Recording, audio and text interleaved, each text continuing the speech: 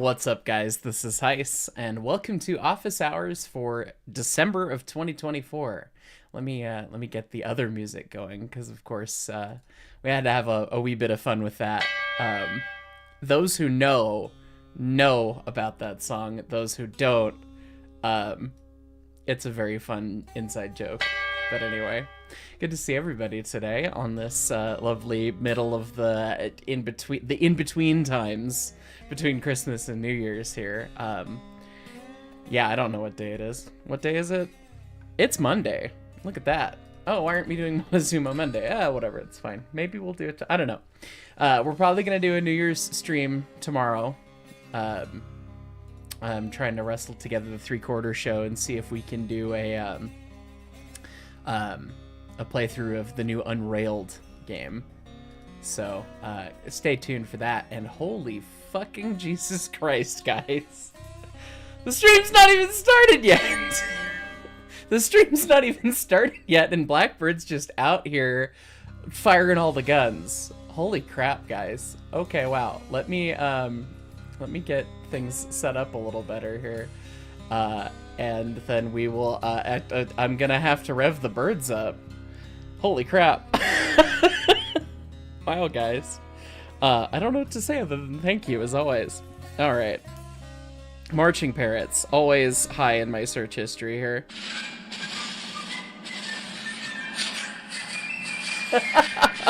To Blackbird Gaming for gifting 50 before the stream was even started.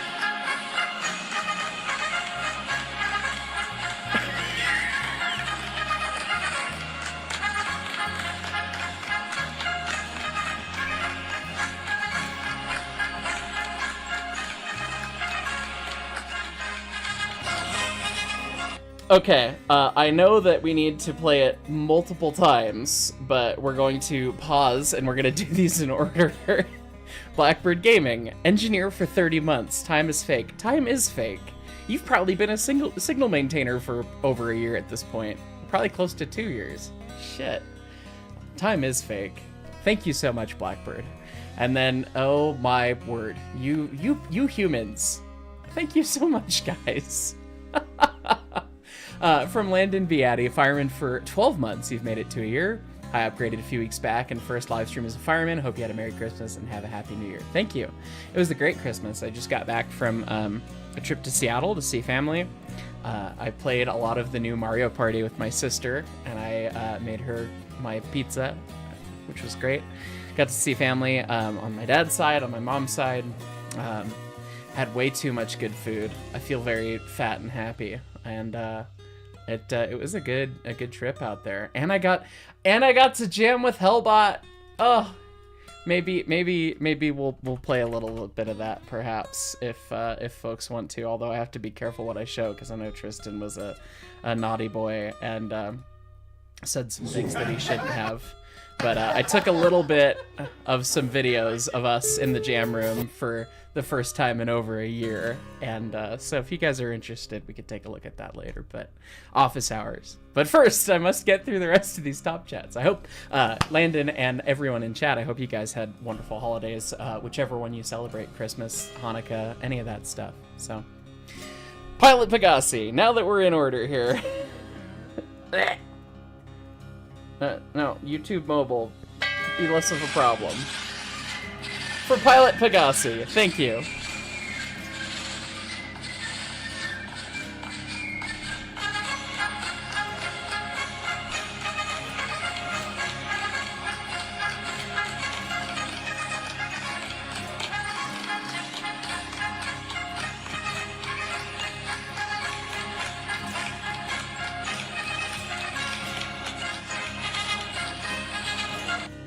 Yes. And then a second set of 50 for Blackbird. Oh my god. Blackbird. There's a reason you're on my monitor and on a camera. Appreciate you, my friend.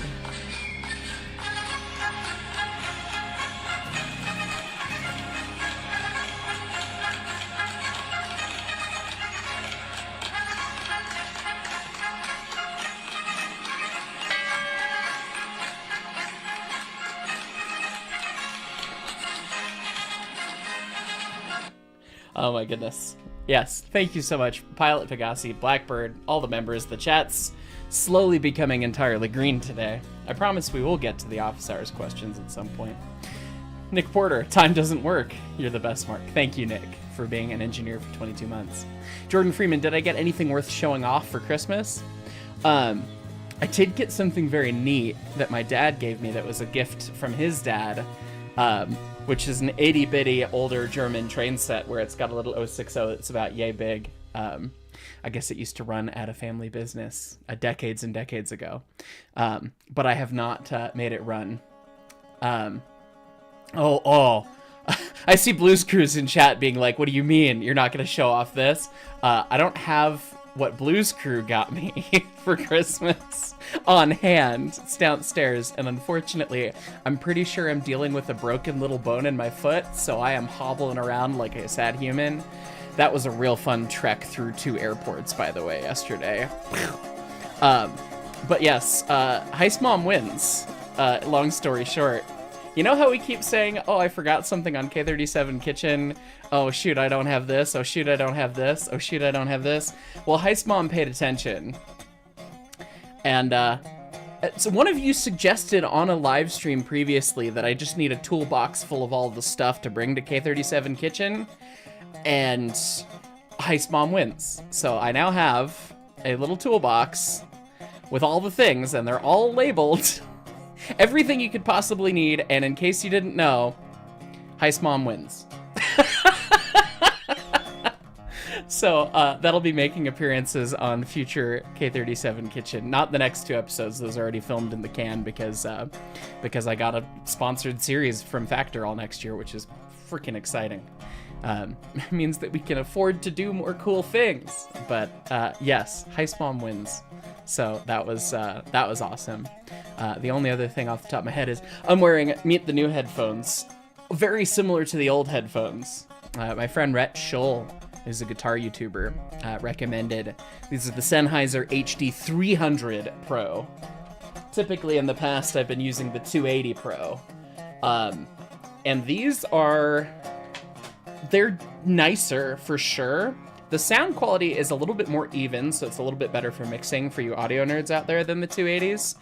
The big thing that I've noticed is that these are way comfier. So I'm pretty thrilled with that. So I've been blessed this Christmas season here. So anyway, thanks Jordan. Pilot Pegasi, once again. Oh hey, 2 years of channel memberships. Here's to many more. I hope your Christmas was awesome. Thank you, my friend.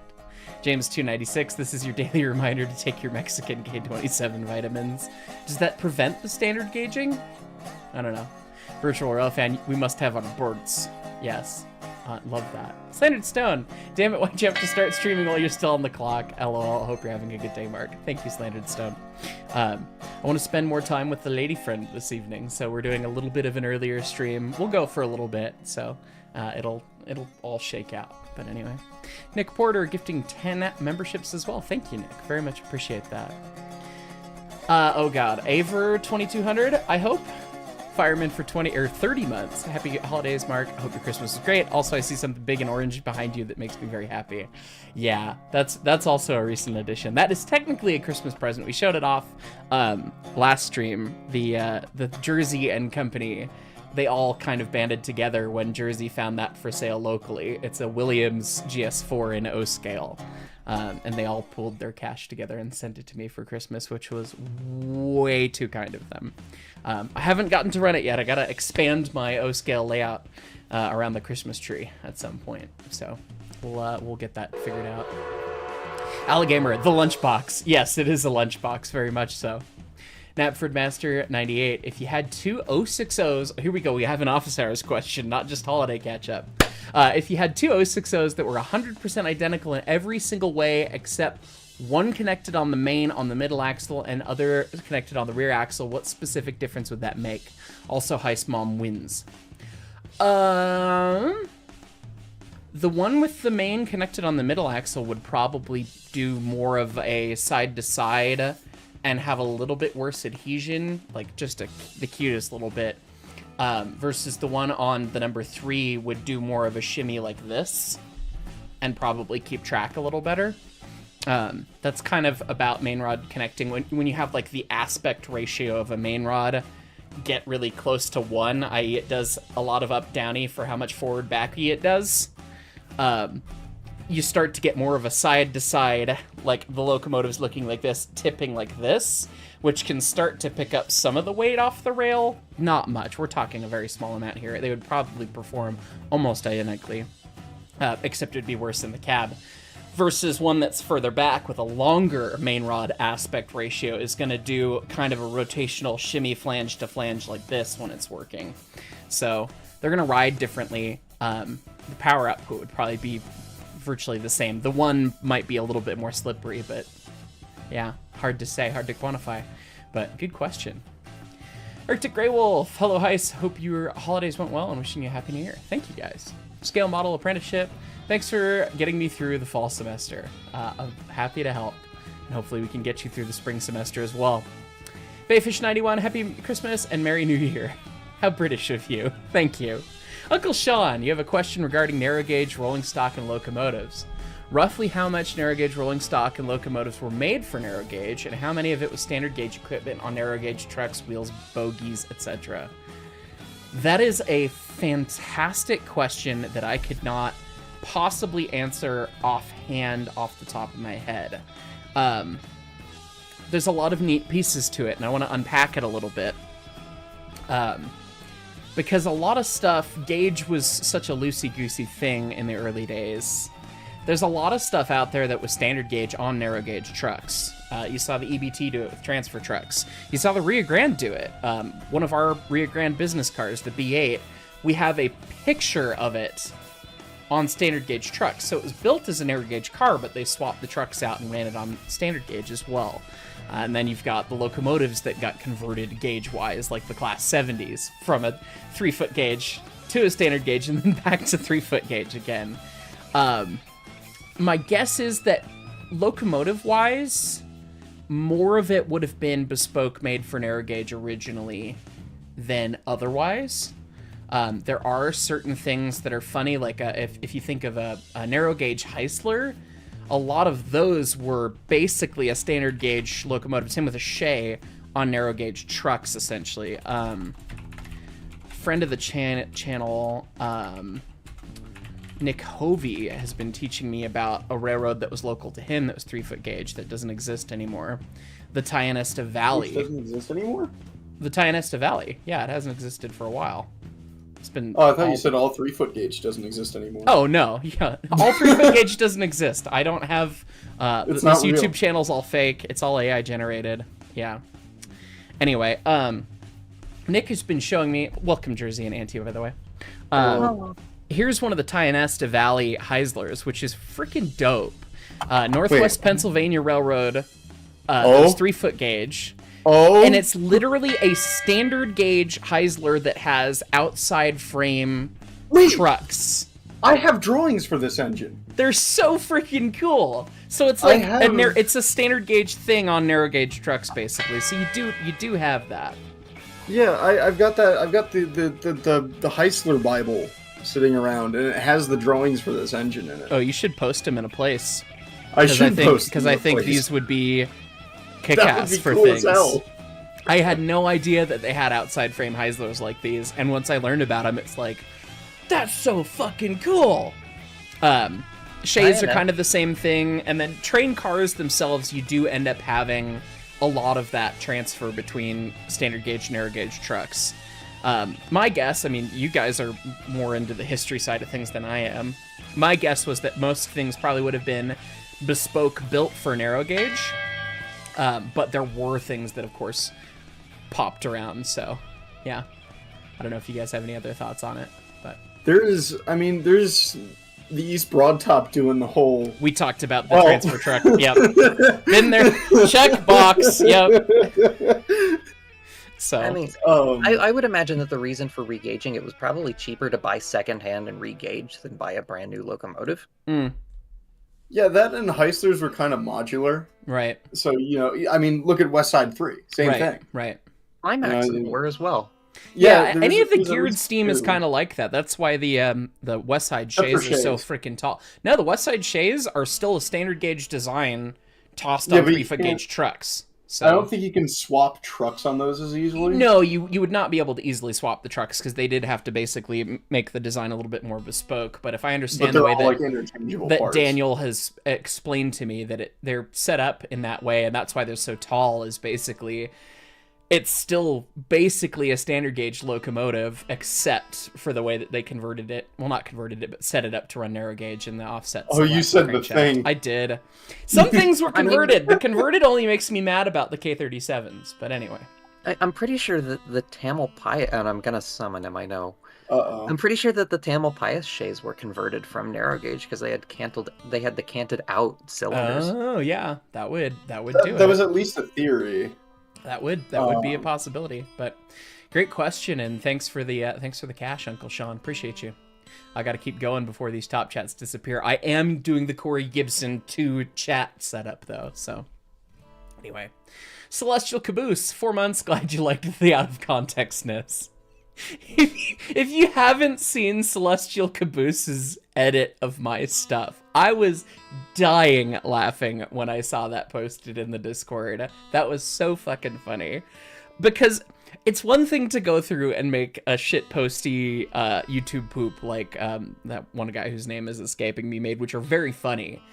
But just perfectly editing the stupid, inane shit that we end up saying on this fucking channel, that was a treat, because it's just like, oh, random out of context dumb thing, random, just perfectly snipped, and like half the shit is like, oh yeah, I remember that, but I'm like, what in the hell was the context for me saying I will show my boobs?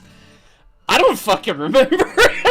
That's when you wrote I-1? I don't know. Oh, probably the I-1 essay, yeah, booby train. Anyway, thank you, Celestial. Sean J Animations, afternoon Mark, hope Christmas was good and hope you had a good time, and happy early New Year's, mate. Gonna be chilling and lurking. Thank you, my friend. It was all good. Solaris the Long Hauler, hey, I saw your video about the Texas crash, but did I hear about the Brightline incident? I did. Yeah, the fire truck that got hit by Brightline. That was kind of frustrating, and this is why I will always advocate for more Judas Priest. You've got another train coming. I need to do that cover, but the one disclaimer is the I think it was the NTSB investigation that found that the truck was only on the crossing for a minute. I did hear about that, about the Pecos, Texas. Yeah, which that makes it make so much more sense. It's still very unfortunate, which but that's sucks. But that's that's unfortunate. That's on the trucking side of things, of how can we improve that. So, can I find this video? Yes, there it is. This sign, every time I saw this sign in action when I was visiting Amtrak once when I worked for Sound Transit. This was a sign that we designed and implemented. We didn't design it. We did the signal implementation on Link Light Rail, where it's a sign that says second train coming or another train coming. Yeah, another train coming in this case. And it warns you, hey, yes, you see the one train, but don't rush right after it because there's a second train. Because that's been a repeated issue, which was the issue in Florida. Does every crossing need these? No, it's definitely a site-by-site basis, but Brightline going so fast would probably make sense to have. But it was fun for me to be out in the wild and then get to see that in action on a part of a design that I actually helped with. But yeah, still tragic, still unfortunate that that's what happened, so yeah. Jordan Freeman, you gotta be pushing buttons right away, huh? Oh look, it's Grand Moff Turnpike. Buttons pushed. It's fine. Ezekiel034, engineer for 26 months. Hey buddy, you want me to show some of your pictures? Ezekiel took some really bitchin' pictures at the museum when he was visiting me a couple weeks ago. Sir Lee the Fourth, might be an idea for a future stream, equipping the railways of Ebonia with locos that aren't necessarily awful, but have fatal flaws that will take time for El Jefe to catch on to. I have... DM me about that, because I don't know what you mean at all. Timerman765, hey guys, are we looking at any cursed locomotives? That might happen. We'll see. Corey Gibson, you better be doing the top chat thing. I am. Thank you. Idiotly Gaming, welcome to the Fireman. Thank you. Spuds Trains, if I ask someone at the Durango and Silverton if I can get the dimensions for the Lunkenheimer 3 chime, do you think I could get them? I mean, those drawings probably exist otherwise anyway. If you ask the right person and you're friends with them, maybe. You're asking an employee to probably go stick a tape measure up the bell of a whistle, which will get you called Mega Foamer very quickly, so... Speak of the devil. Speak of the devil and he shall appear. Hey, Ezekiel. Good to see you. Hey, how's it going? Doing good. We're doing the office hours thing, and I've not done any of the pre-asked questions yet, but we're almost done with top chats. Blackbird Gaming, second train coming sign would be awesome to have over here. You've got a crossing with 3 different railroads through it. That would really benefit it. What a neat bit of kit. It's a new emerging standard. I don't think it's been required at all yet so far. I think it's probably in the newest edition of the MUTCD, but yeah. Anyway. Okay. We've got pre-asked questions here, although Aiden Templeton, welcome to the conductors. Thank you. From Anthony J. Adventures, what does it mean to drop fire? I went to Jim Thorpe, Pennsylvania to ride a train. They canceled the Reading Blue Mountain Northern 425's run because they dropped the fire. That means that something broke and they had to drop the fire in order to fix it for some reason. Who knows what it was, but dropping the fire is the act of dropping a coal fire into the ash pan. And if you do it with a crazy burning fire, that sucks. So that's usually a, oh dear God, something is not working properly, get the fire out kind of situation. Hopefully it wasn't under duress, but something sounds like the boiler or the injectors or something would have needed some work. Oh, hell. Oh, hell? No, hold on. The 50 memberships? Oh, fuck. We just start doing the questions, and Steam Fan Scott's coming to let Blackbird know and Pilot Pegasi know that they're not going to be alone in the 50 memberships. That's 200 so far this stream, guys. Come on, we're barely into this thing. Oh my god, thank you guys.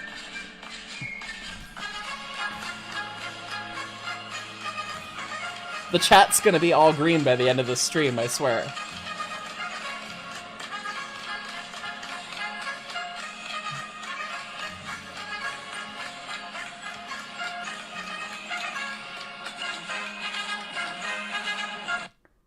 Anyways, thank you so much, Steam Fan Scott. The rest of top chats, I want to get through a page of questions. So we got like 6 questions. We'll go back to top chats. So, Kilowatt, if you could go back in time for 1 hour and film a railroad, which railroad would it be and what would I film? Fuck me running, dude. That's a new one. That is a question. That is a very hard question. Guess what mine is. I already know where I'm going and what I'm doing. Oh, I guess I can actually answer for Auntie. Whatever day it was, the engineer got a ticket on the S1. Yep. That would be the one to prove the point. Having video record of how fast the S1 went, that would be amazing. I mean, I would just want to see it as well. I would want to see it too. Seeing Big Steam back in the day, whether it was any of the Big Steam, any of the Norfolk and Western stuff, the Big Boy, the Yellowstones, that would have been cool. My own narrow gauge perversions. I would love to watch Morro Castle, watch the Uinta Railway going around the fucking squiggle. I would really love to see that. Or just the Grand back in the day, seeing My Girls, but back in that era, that would be special. Getting an hour in Durango back in the day, that would be quite fun. You get the switcher, and that's it. It's a 280, whichever one it is. Anyway. Oh my goodness. Mr. Junior Laws, can you explain the different styles of valve gear, and are there pros and cons, and which ones I prefer? There are too many kinds. There are dozens upon dozens of kinds of valve gear. Of the common ones, you basically see Stevenson, Walschertz, Baker. Those are probably what I would refer to as common. There are some that were adopted otherwise that were somewhat common, but those are probably the big 3. And of those, Stevenson is interesting in that it's variable lead, which is fun. So it's technically, like, performance-wise, a little better in some ways. But Stevenson also does make the Johnson bar like to jump around quite a bit because of the forces involved, so that's not ideal. And then Walschaerts Baker, they're very similar. Baker is a little bit easier to maintain, and both of those are way easier maintenance-wise than Stevenson is. Even if you make external Stevenson, that you're talking about the wear on eccentrics and stuff is a whole thing. So that's probably as quick as we can do that. So anyway. Oh god, I grouped all the valve gear questions. Official Trains God just asked what are the advantages or disadvantages of Baker, Stevenson, etc. Is one objectively better than the other, or are they all good in their own way? Maintenance wise, Baker is the best, just a little bit over Walschaerts. Performance wise, Stevenson could be argued is the best in terms of performance, but the maintenance outweighs it. It's that percentage of the thing. I mean, probably the true best valve gears were probably some of the fucking rotary cam valve gears that came later, in terms of all that stuff, like the T1s had. I would have to guess, but I don't know. And then, again, another valve gear question from Colorado Kid. Hey, Professor Hyce, could you tell me why railroads in the US moved away from Stevenson valve gear to Walschaerts or Baker valve gear? Did it have anything to do with efficiency gains from piston valves versus box valves? Valves being D-valves, like slide valves versus piston valves, is a totally separate piece to the gear. The gear is just what drives the valve. There is an overarching thing of the technology of the time where you had Stevenson and slide valve commonly, and then you had Walschaerts and piston valve commonly, but you could use either with either. It doesn't make a difference. So that's kind of a separate question. But again, it's the maintenance piece. To replace eccentrics on an axle inside the frame and the wear on an eccentric versus just machining a boring ass pin that's itty bitty versus this big eccentric, which is a bespoke part, is the biggest piece of that. And then the links in Walschaerts versus Stevenson versus Baker not having links that were sliding machined surfaces, just easier and cheaper to maintain Baker. So, but Baker came up late enough that Walschaerts was already pretty well adopted, so you didn't see it as commonly as Walschaerts, probably. From Ice Cafe Scafe. EISKAFFEEEEISKAFFEE. I gave it my best shot. Is the steel tire on a locomotive's wheel counted when they are measuring the wheel radius / diameter? Yes. Typically, when you hear a diameter spec on a locomotive, it is at the tread surface that rides the rail with a full thickness brand new tire. So, for example, Montezuma has 40-inch drivers. Her driver centers are actually 36-inch diameter, and so you've got 2 inches of tire to wear through when you're thinking about a radius. And then don't worry, Top Chats, we are coming for you. One more question here, and then we'll get to Top Chats. From Matt Murdoch, steam locomotive suspension geometry stuff. How are the trucks attached to bear the weight while turning in sync with drivers? Normies like me don't get to be up close and personal with the larger units. Specifically, like trucks, like if you're talking lead truck and trailing truck, they don't necessarily turn exactly in sync because of the nature that they're different diameter wheels usually. I mean, we could do a very quick... I'll do a very quick MS Paint. We'll do like a 282 because that's simple suspension setup. You have your lead wheel, got your drive wheels, then you've got a trailing wheel. The lead wheel's got a box and a frame, and on a 282 you're going to have what's called a Bissell post, which is going to run up through the pilot deck on most engines. And in the Bissell post, there's going to be a slot machined where the sword equalizer comes in. It's probably going to be lower down, actually, honest to God. So we'll just draw the Bissell post like that. Pilot deck there. There's a slot machined in this guy. There is an equalizing lever that connects and then goes underneath the cylinder saddle to a drop link that goes to a transverse equalizer right here. So if we're looking at this from the top, we have the Bissell post, we have a wheel that slots there, and we've got this guy running like this. Drop links there, and then it goes to the transverse equalizer, which spreads to both sides. So this is the top view, and this is the side view. Not exactly to scale, I guess I drew the equalizer there. Whatever, details. Blah, blah, blah, blah, blah, blah, blah. And then the transverse equalizer goes to a leaf spring. We go down, we have an equalized lever, another hanger, and then a spring. And then we're usually dead pinned to the frame there. So you have connections here. There, pow. And so this spring is a big leaf spring guy, and he's got a coil pack around it, and it sits on a little pin usually, and that little pin sits on a saddle that straddles the frame rail. And I'll delete the wheel for a little bit because we don't really need to see the wheel. That saddle then sits on the driver box, which is actually where the axle rides. So this saddle sits on top of the box. The box is allowed to move up and down in the frame, and that in turn picks up this whole spring assembly, moves it up and down. It's rigid pinned to the frame. Over here on this side, we got the hanger, you got the leaf spring hanger. This is a lever with a pivot point in the middle. So as this driver raises and this lifts up, this lever will cause it to go this way, and it'll pull this end of the spring down, effectively transferring the weight towards the next driver. So if you raise up and down, theoretically you're keeping the same kind of adhesive force. It's just varying per driver. And then the rear is set up basically the same way, except the rear is not connected side to side like the front is, so that you have 3 distinct groupings of suspension, so that each truck, each setup of the locomotive basically can behave as a tripod. So that is like as fast and quick and dirty as I could do a suspension spring rigging 101. Hopefully that made some semblance of sense. All right, give me a second to position my sad, angry foot. Anyway. All right, top chats. Let's see. Goodness. I need to scroll up.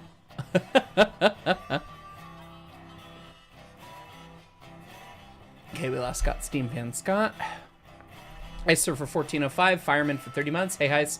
Glad you had a good Christmas time. Though speaking of broken bones, you'll join with your right thumb. Sorry to hear that. That's not fun. And then as for new choo-choos, you've got a Riverossi New York Central J1 or a J11 Hudson or J1I. I don't know. An HO to call your very own. That's awesome. Solaris. Unfortunately, stupid will find a way. Too true. Knapford Master 98, has a locomotive boiler explosion ever been caught on camera, in motion and in progress? My morbid curiosity has always wanted to see the real deal. Not that I'm aware of, and it is a long-term stretch goal of the channel. If the channel continues to go on and collaborations and things are successful, and it makes significantly more money than it does now, if that ever happens, I really do want to go out and get permission to blow up a boiler somewhere and film it in slow-mo, because that would be amazing to see. So, you know, maybe someday, but not that I'm aware of. Pirate Pilot, engineer for 22 months. Howdy, Hyce, happy holidays, and happy New Year's. Hope you're doing well. You've got a question for you. If you could meet and talk to any person from any point in history, who would it be? Any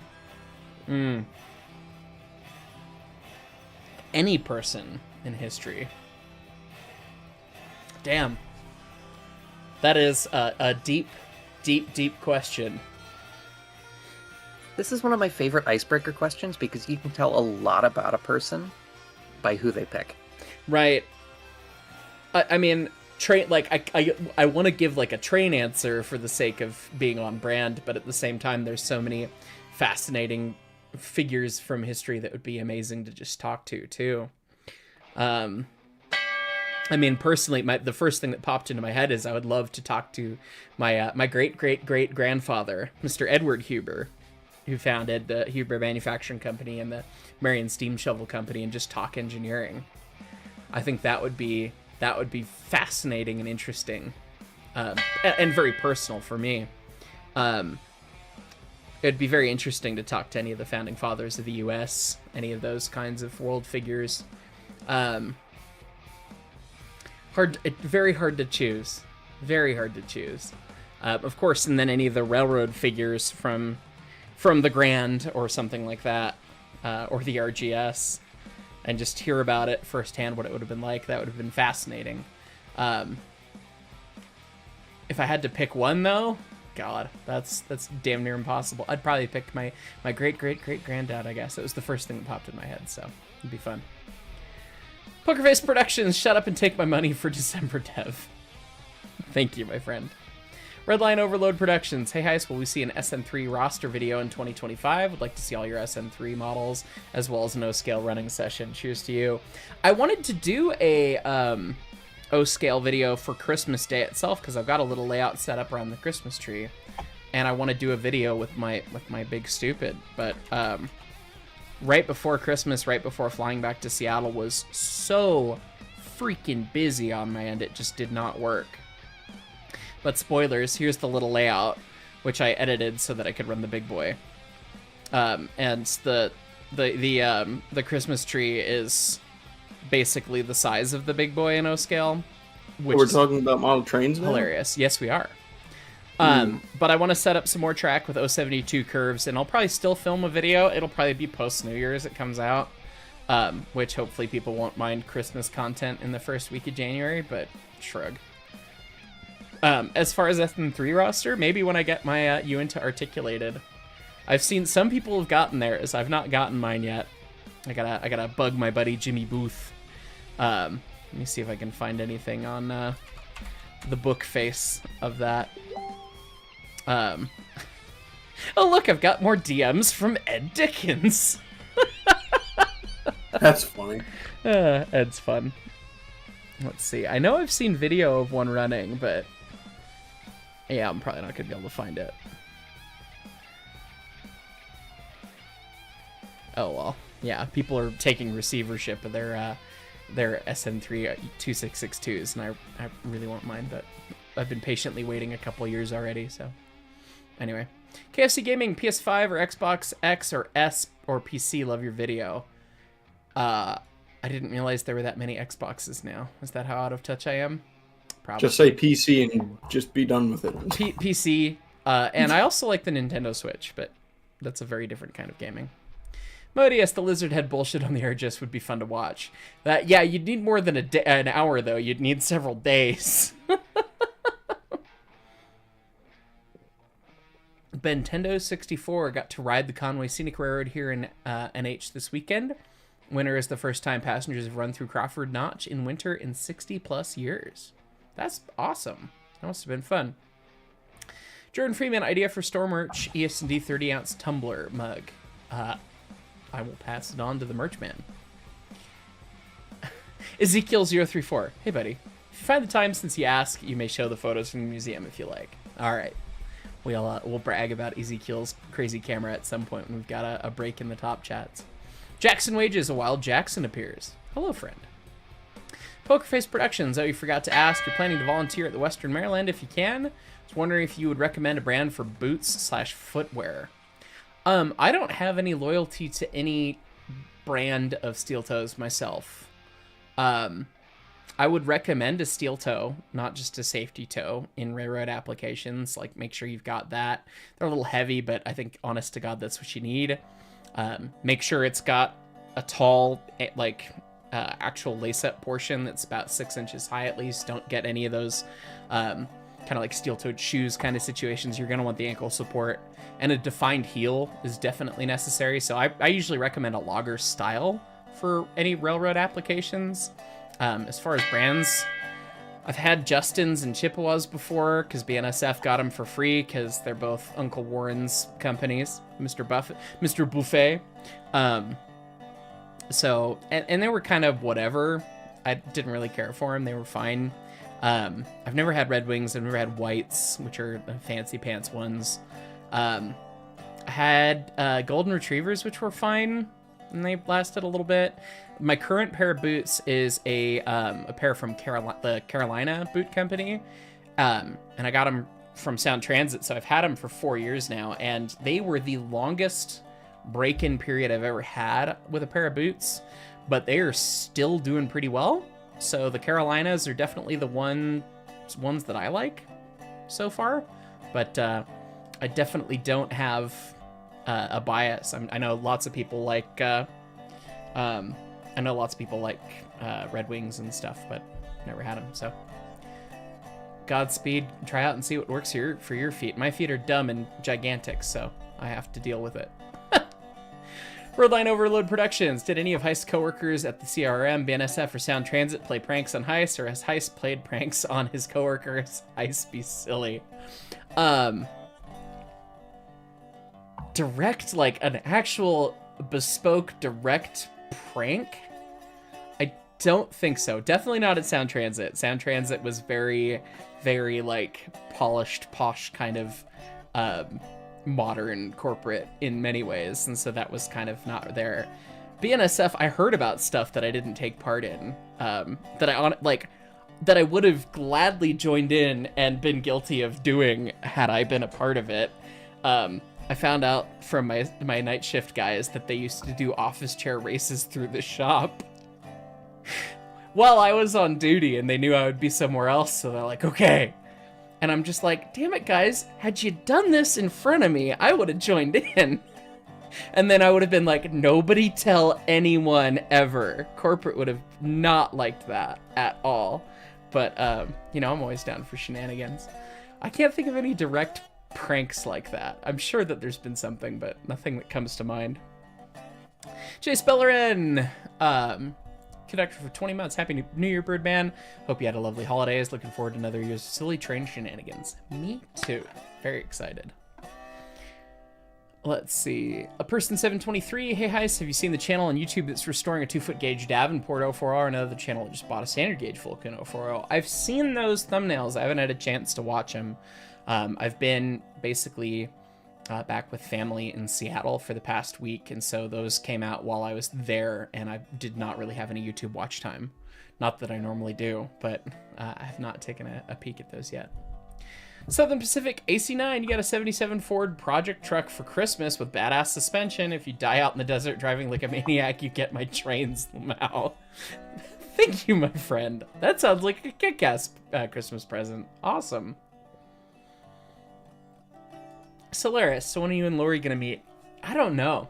I hope, we keep talking about who's gonna go where. It sounds like Lori might come to the States this year. Or not this year, next year.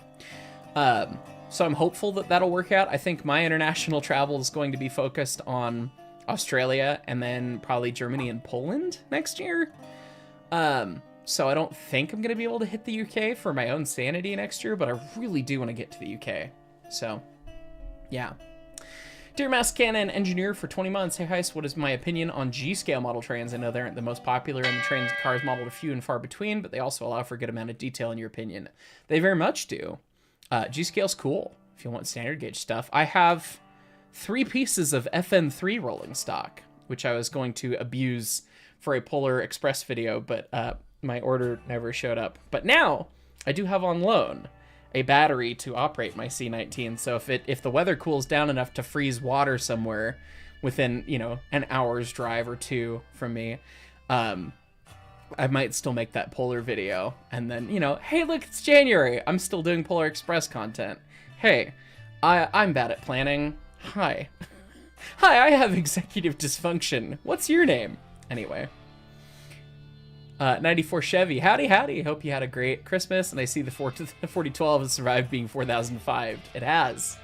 It's got most of its bits on now. Most of the replacement parts. So, yeah. Brace yourselves, everybody. Uh-oh, Corey's here. Hey, buddy.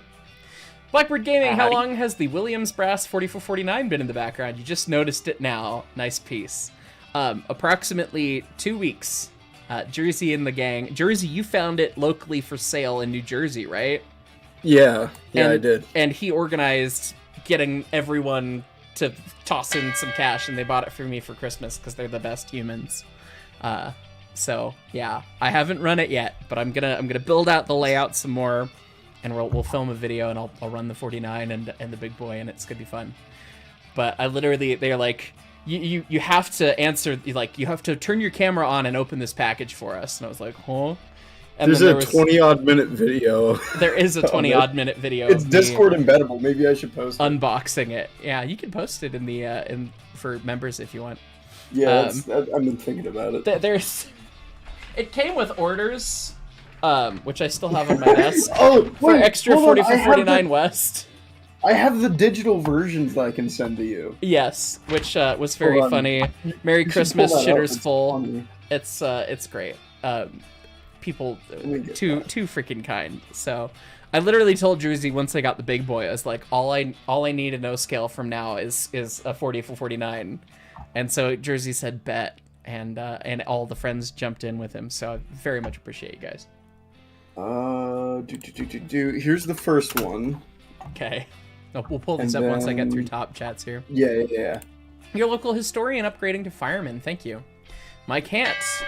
Wait, where did the year go? I feel like time jumped or something. Yeah, unfortunately, that seems to be the way it feels. Thank you for being a fireman all year. SPAC9, real question this time. What's the most impressive failure you've seen on an engine? Steam or diesel? Because it's different depending on... The diesel failures I've seen are arguably more impressive than the steam failures I've seen. I don't think I can share pictures of the most impressive steam failures I've seen, because they were not mine, they were other people's. But I could share diesel failures. I think my favorite failure... This is going on the Trello. Shit that, because we already did shit that hit stuff. Now we need to do shit that broke really spectacularly, because none of these stories are big enough for like one singular episode of stories from the shop. But the collection of, oh, here's all the shit that broke, is actually pretty solid here. So let me add that to my Trello before I forget, because my brain is a sieve. SFS, shit that broke real bad. Okay, we're gonna scroll through my Inner Bay pictures until I find the broken thing that I'm looking for. Let's see. Not including the one that the shitter broke, because you already did a video on that. Yeah, no, that one's been beat to death. This is a pretty good one. I think this was it the 1758? I don't know. I kept putting Tom on it to test it. Tom being Mr. Smiley. And he kept breaking fucking cylinders in the damn thing. It just kept grenading power assembly. It broke something like 4 or 5 PAs while at the shop. And that was the most spectacular break of the piston itself. So that was pretty fun.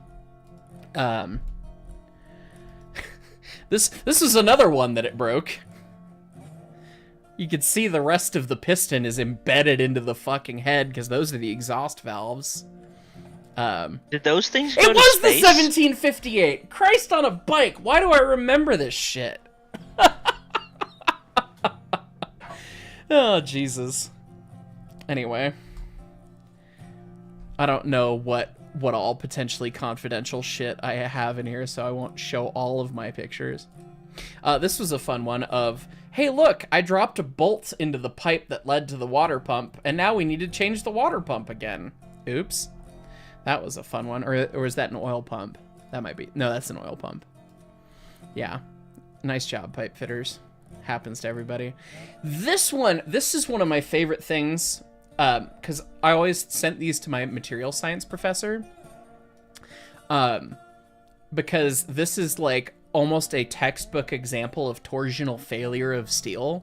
This is the air compressor shaft. There's the air compressor out of an EMD, because on the older EMDs, they're just shaft driven, and they have what's called an unloader that prevents the cylinder from generating air, basically, and just lets it run. So the compressor's spinning all the time, thanks to this shaft being bolted right to the engine. And when you have a torsional failure of a material, it fails on the weakest angle, which I think that's supposed to be 45 degrees, so this wasn't actually technically textbook. Unless I'm misremembering, and torsion's 30 degrees and blah, blah, blah, blah, blah. Somebody who's in college will remember that better than I can. But it split that out. It split the shaft. Something locked up, and it split things just like that. and it made a very beautiful ductile failure structure, because you could see all the pitting and the pocketing of the little mountains that it built. That's what ductile failure looks like when it pulls apart before it breaks, not a clean break, like a very hard or brittle material. So those were always fun to see. I'm still trying to find this one. This one thing was my favorite dumb failure, although, oh, is this a broken flex plate?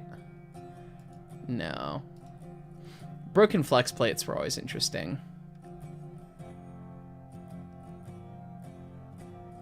Oh, that might be a broken flex plate. Let's see. No, I don't know what that's about. Okay. There was one time, I'll start telling the story and hopefully I'll find the picture. Oh, here. Speak of the devil, and there he is. There's this time at the shop when this locomotive comes in and it's dead won't start, which is like the most common defect you get. Like, hey, this thing won't start. Great. And maybe that's not the picture I was thinking of, but it'll illustrate the point.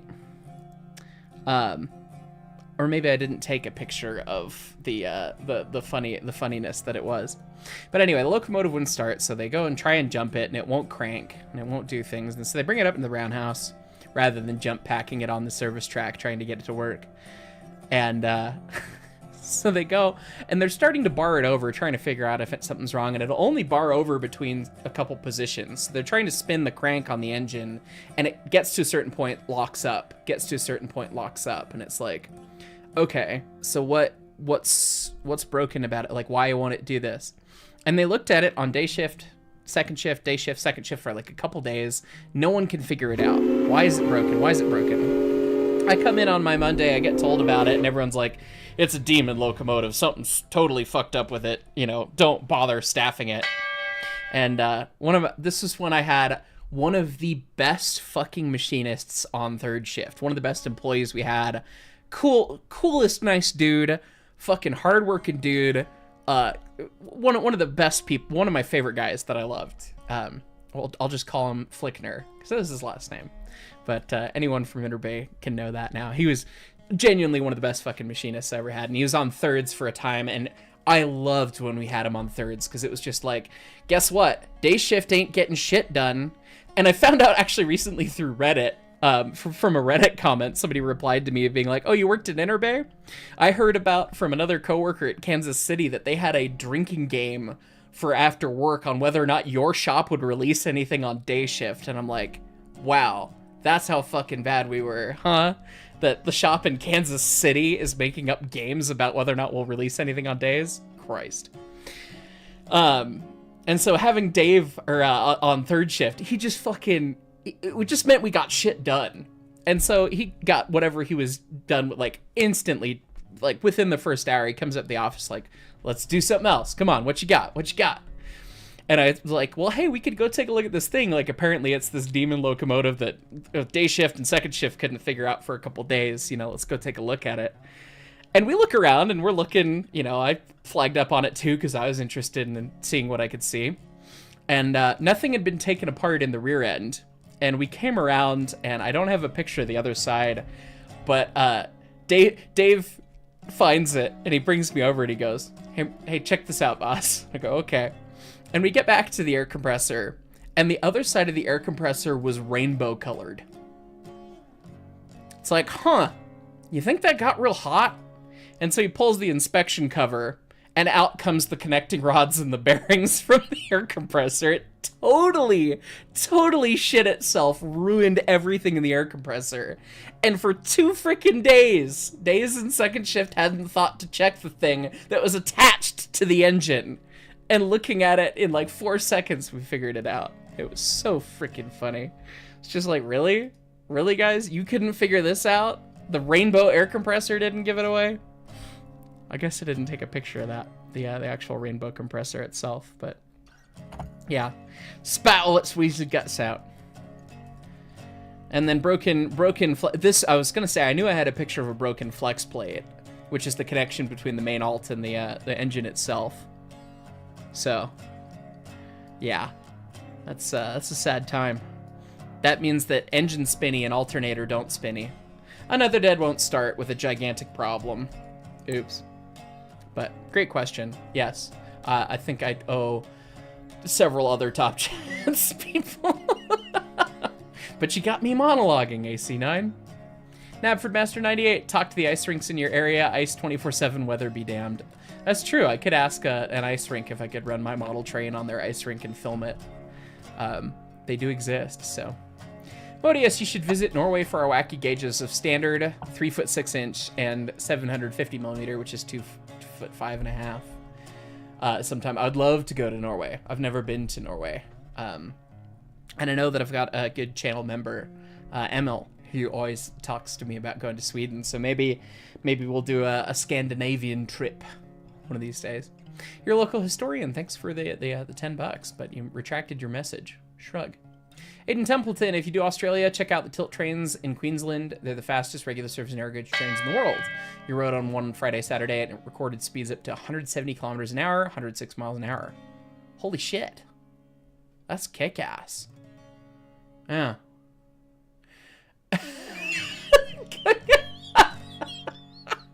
Con Gaming. Bro, I'll let you drive your model trains on my frozen pool if you want. But that involves flying to Canada again, Con. That was... I did that for your wedding. I don't know if I'd do that for a shitpost a YouTube video. It's not gonna cover the cost of the airfare. But anyway. Goodness. Hey, Con. Hope you're doing good, buddy. Hope you had good holidays. Jonathan Anderson, 2 years. Holy year, 2 years, Batman. Happy New Year from New Zealand. Thanks for all the amazing content. Is New Zealand already at the New Year? We're not even on New Year's Eve over here. But thank you, my friend. Patrick Fleming, hi, Hyce. Curious about the requirements to run steam locos. You found a sad 2-foot gauge railroad in Carver, Massachusetts. You plan to volunteer there soon.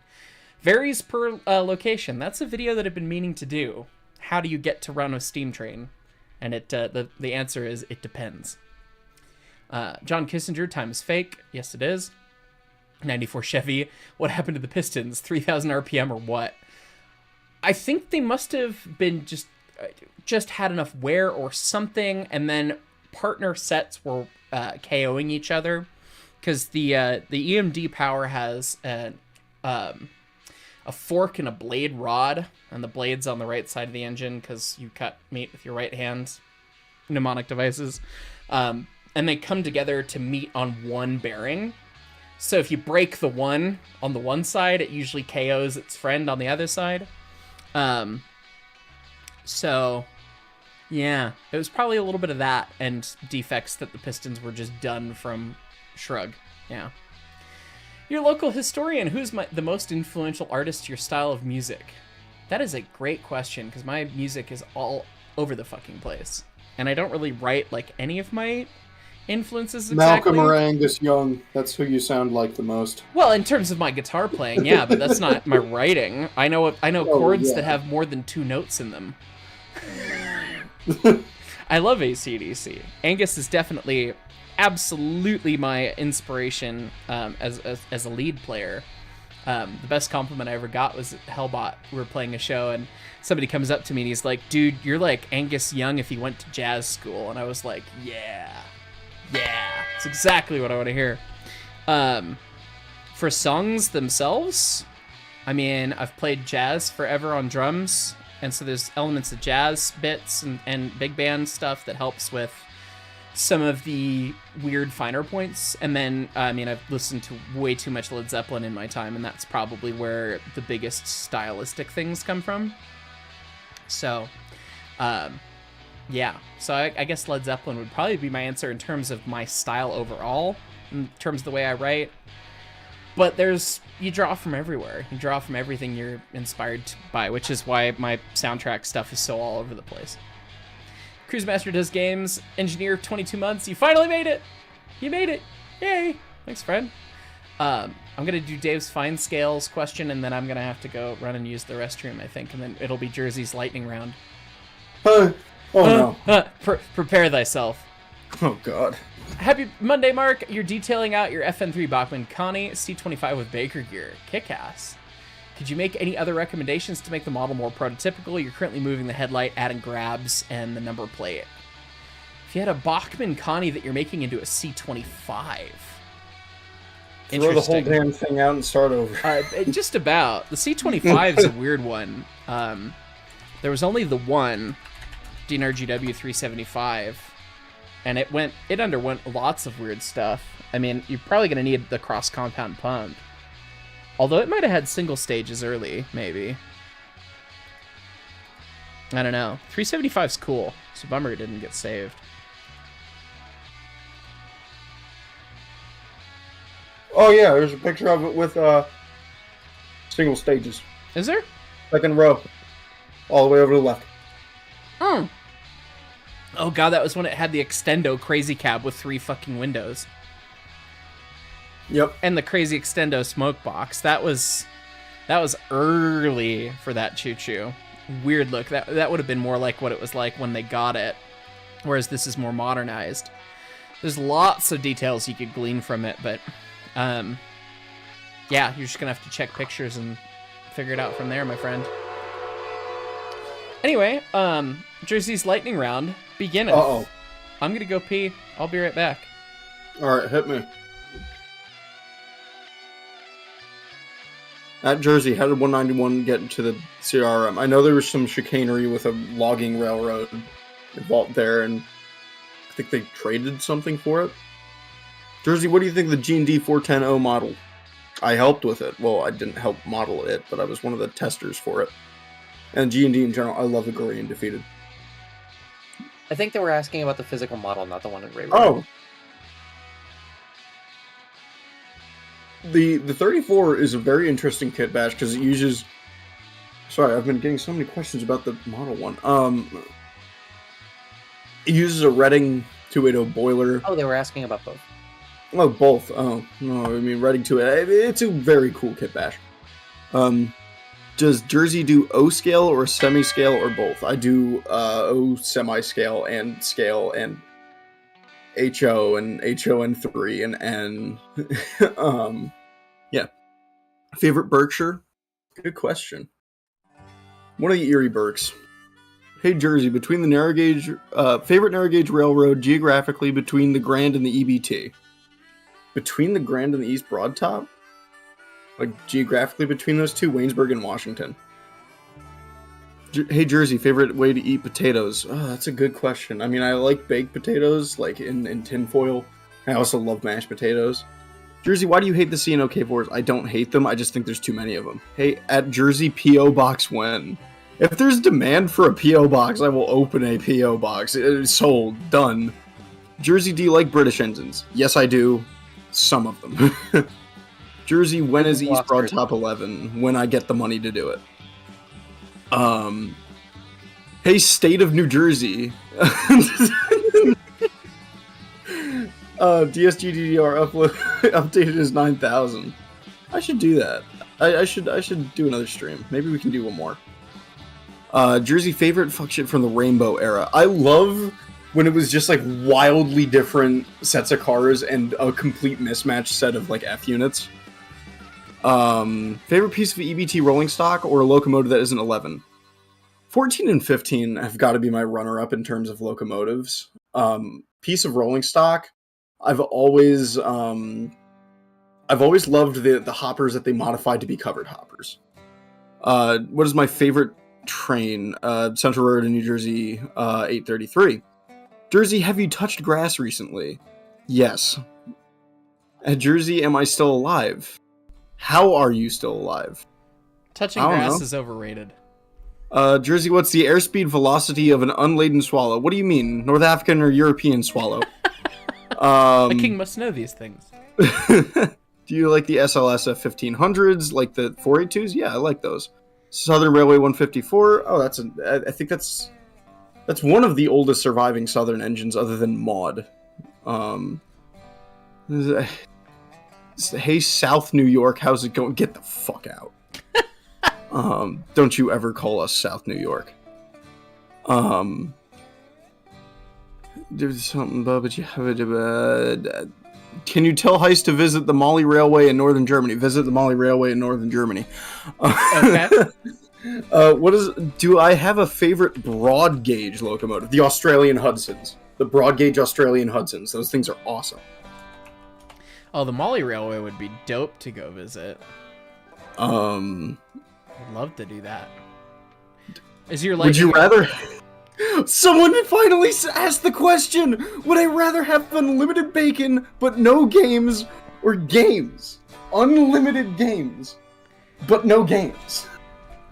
Unlimited Thank games, you. but no games? Drake, I think you just became Drizzy's favorite chatter. It's a very simple question. Would you rather have unlimited bacon but no games? Or games? Unlimited games, but no games. Bacon. Bacon. Anyway. What could I say to convince you of the other option? Games, but no games? Unlimited games. Unlimited games. But no games. I don't understand this meme. Anyway. I think I owe folks stuff from the top chats here. Anyway. T12 Productions, Brakeman for 20 months. Do I have any Stromboli stories for the shop? So many that I should not tell for a multitude of reasons, and it's probably going to stay that way. Unless he dies, in which case the gloves come off. But anyway. The question was not, can you tell the stories? It was, do you have Yeah, do I have any? Yes, lots. Yeah, anyway. Solaris, oh god, it just jumped, even though that I'm set up on just top chats on the one side. Solaris, as long as you're not there, it's all in good fun. I don't know what that was in reference to, but yes. Rusty Gear 556, B&M Burke's video soon. I'm gonna do that when Broadway Limited sends me the B&M Burke. My contact at Broadway sent me info about that like a year ago, and I haven't heard about those locomotive shipping, I guess, so. Josh M, how does blowing the whistle affect boiler pressure? Depends on the size of the boiler and the size of the whistle. I saw, it was very funny, and it's a question of flow. When we had some really big whistles hooked up to that 060 Vulcan at Kentucky Steam, you'd yank on the cord, or someone would blow the whistle, and you'd watch the pressure gauge dive back 5 pounds, but it was because the pressure gauge takeoff and the whistle takeoff were at a similar spot, and so the flow was able to eat that pressure away. As soon as they stopped blowing it, it would snap right back. So it didn't really change the boiler pressure, but if you had a significantly small boiler and a significantly big whistle, you'd probably reduce some pressure, but not Titanic whistle otherwise. on Montezuma when? Titanic whistle on Montezuma would probably be that case, because that thing probably eats more steam than a safety valve. Anyway, TrainSpotter454 gifting 10 memberships. Thank you. Bernard Early, hey Hyce, when was everybody's first time on a train? When you were in kindergarten, a classmate had a family member in Ringling Bros B&B Circus. We had a field trip to the train, and you ate in the diner. That's kick-ass. I don't know exactly what my first train ride was as a young kid. The first one I remember, I must have been pretty young still. We took a winter train from Seattle on Amtrak up to the summit, basically, or a little past the summit of Stevens Pass to what's the town? Little German town in the mountains. It's not actually a German town, but it's themed like one. I'm gonna have to go look it up. It's gonna bug me. Leavenworth. Didn't have to look it up. Leavenworth. They ran a winter service, and we rode the train to it. I was probably 3 or 4. It was really early. And on the way back down, something broke in the locomotive, and we were stuck for like an hour, and we sang Christmas carols by glow stick. So somewhere on Scenic Subdivision. That was a fun trip. That was a fun family thing when I was a young kid, but I was very young. So I'm pretty sure it was Leavenworth. I don't know where the train station is. I remember distinctly what it looked like and what it was like, though. So, shrug. Good question. I don't know if Auntie or Jersey or Corey, if you guys want to share your first time on a train story. I remember. It's people ask me why I'm so messed up and why I know too much about trains, it's because my earliest memory is New York, Susquehanna, and Western 142. I think it was 2007, I want to say. And it is scary how much I remember of it, because I could probably draw the whole thing from memory if I could, draw. But I remember, so the way that the Belledelle Railroad, they have their station set up is there's this big grassy hill, and you have to walk over, to get to the train. And I remember walking up to the edge of the hill, and you could see straight down to where the tracks were, and the 282 was just sitting right there, and it was just, it was making all the classic, noise, and, air compressor going off and all that stuff, and it was just, smoke and steam and noise, and I was like, oh, this is the rest of my life. And therefore it became the rest of my life. That's awesome. It's great that you remember that. My earliest conscious memory of riding a train is Amtrak's Pennsylvanian. My earliest train ride that I have photos of, there's a picture of me in front of Strasburg 90 at 3 years old. Gotta get them early. It's awesome. Okay, gonna keep moving. And there is up a here. blue dumpster in the background that is steamed up, and that is why we were there. Steamy dumpster, everyone's favorite.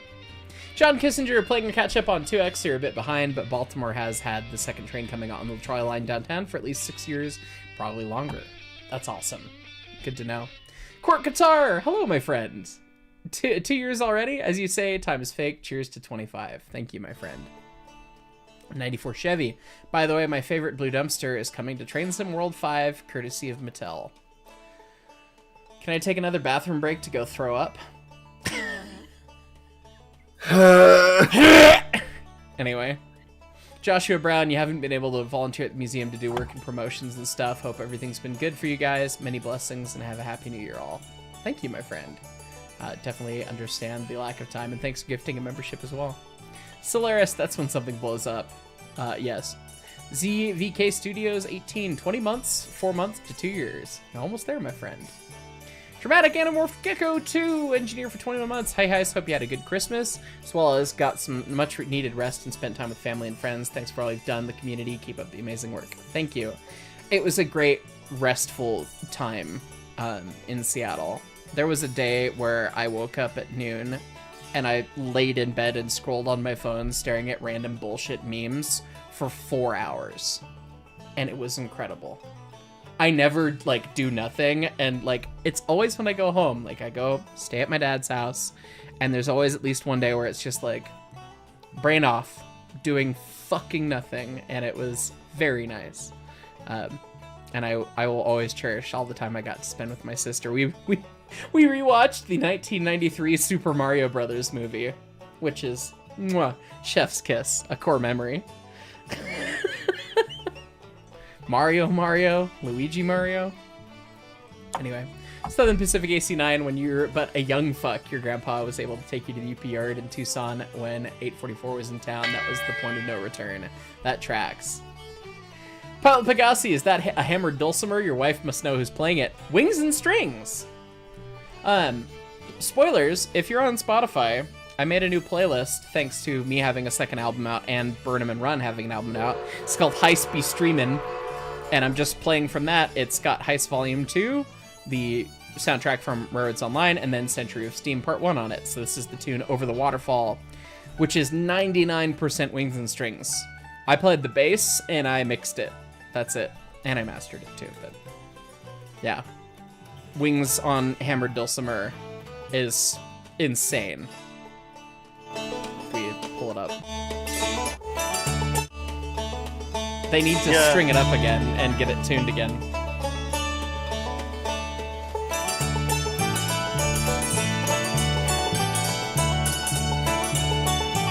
they're literally playing every instrument but the bass. They play everything, and they're amazing, and I am blessed for having them in my life. So, One Wings and Strings. Yeah, and if you guys hadn't seen, yeah, first bit of the COS soundtrack is on Spotify and any other music streaming platform, as well as I put out a second album on Christmas, so. Which has been amazing for me to see. You guys really like, I don't know if you've ever seen the artist side of Spotify, but it's been very fun for me to see that you guys have liked which songs you've liked so much, which has been very fun. If I go to my music specifically and we go over the last 7 days, which is most of the time the album's been up, 12 string is not quite, if we go streams, 12 string is not quite as high as Around the Clock. Around the Clock has been the big hit. That one's been my favorite for months. Which is hilarious, because that was the one that Wings and I argued over, and Wings wanted to replace the slide guitar because it was a little pitchy, which is funny. That was, how long ago did you send me that? That was, oh my god. I don't know, that was probably a long March. time ago. Yeah. And then Time-Lapse Jam's doing very well. So is Top of the Mesa. It's been very funny to see what you guys like. 12-string, unsurprisingly, doing well. And then everything else kind of being whatever in the middle, which is not surprising. Lonely Fire being one of the least listened to, which is funny because the most comments are about that song on my YouTube. People are like, what song is that? And I'm like, it's this one, which is why part of why I released that was that Lonely Fire and Struttin' got the most comments like that, but then they're not listened to as much, which is hilarious, but I'm here for it. Yeah, Around the Clock had been stuck in my head forever when I wrote it. The guitar part, I had heard it forever, and it finally just came out. So, not to interrupt Wings and Strings' brilliance, but Around the Clock is the one that starts with the drums. That's very drummy. I love that song so much. I'm glad people like it so much. I was just like, I enjoy this one. I didn't realize that it was gonna be kind of like a hit almost, which is very fun. So I appreciate it. Anyway, we're gonna go back to the top chats here. Knapford Master, you know deep in your heart that the Blue Dumpster is wonderful. LOL. No, I know deep in my heart that I don't care about the Blue Dumpster. But anyway, the character and idea at least. Oh, yeah, that's fair. You can see disliking a repurposed real locomotive. Gotta head out. Thanks for the answers. Yeah, the real locomotives I don't like so much. The character and the idea and the series as a thing, as a show is good, but I have too much trauma related to that blue piece of shit. Jacob Pfeiffer, you went to Camp 5 in Wisconsin as a child, rode the train to a shop and back. Sadly, you're too afraid to blow the whistle and offer it afterwards. You gotta be the right age for that. Trains are scary. Definitely get that. James Simmons, the music is great. Hyce on vinyl when? Thank you for being a brakeman for 27 months. Vinyl, Leighton's trying to coerce me into it. We found out that there is a relatively new vinyl producer in Denver that we could use locally.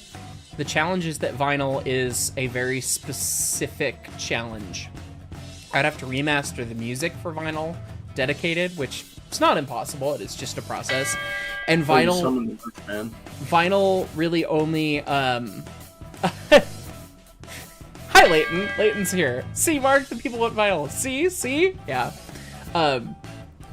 Format-wise, it's hard because vinyl, like, you can only do about 42 minutes of runtime on vinyl. So if you want the original soundtrack from RO on vinyl, it's going to be like 4 fucking vinyls. Which means that the cost is going to be absurd. So maybe we do a greatest hit. Like, I don't know. We'll have to see. But anyway. We'll look into it. I'm definitely down to do it because it would be a fun process and it would give me an excuse to actually get a record player. But anyway. GGM Grievous, happy holidays from the summer days of Australia. Cheers. I'll see you in a couple months, hopefully. If you Aussies haven't heard, I have bought tickets. I'm going to be in Australia all over the country from April 10th until April 28th or 29th or 30th, somewhere in there. FYI.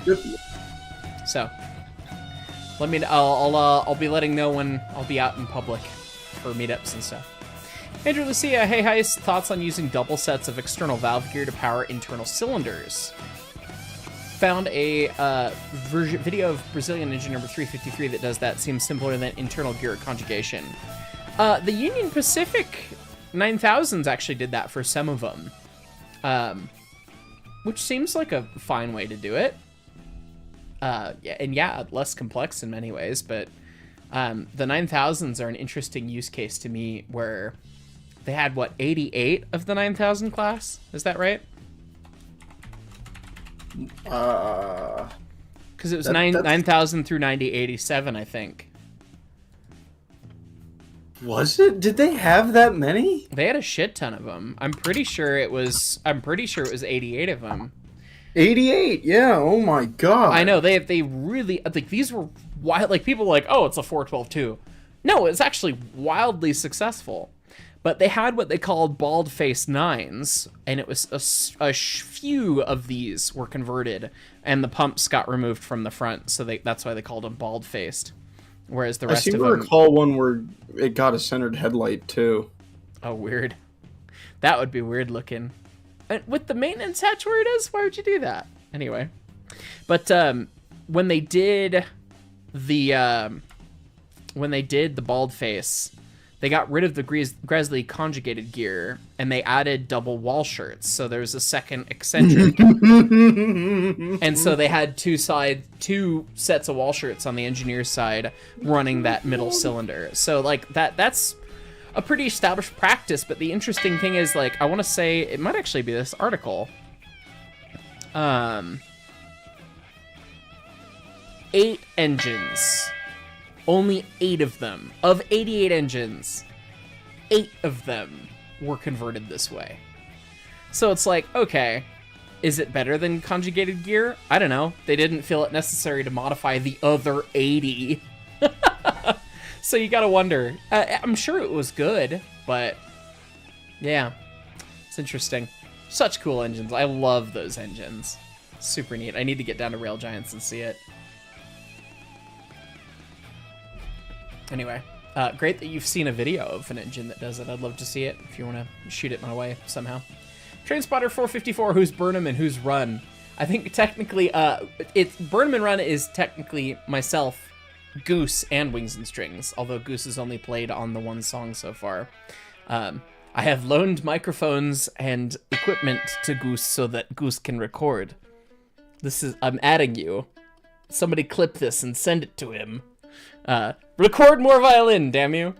But anyway, technically I think Goose and I would be Burnham and Wings would be Run, because Burnham is after Burnham Shops up here in Denver, which is where 491 was built. Virtual Rough fan, personally, you've been listening to Pat's Caboose. It's one of my favorite songs from your railroad videos. I love that song. That was messing around on the tuning like my man Jimmy Page used to do, and I loved it. So, Dear Mouse Cannon, I would pay a ton of money to have music on vinyl, especially it's multiple records. You have a massive collection already. Noted. All right. I don't have any vinyl. I've never had a record player, so it's never something I think about, but it would be quite fun. So, Jordan Freeman, will I visit the Australia Zoo? Is that at Canberra? I think so.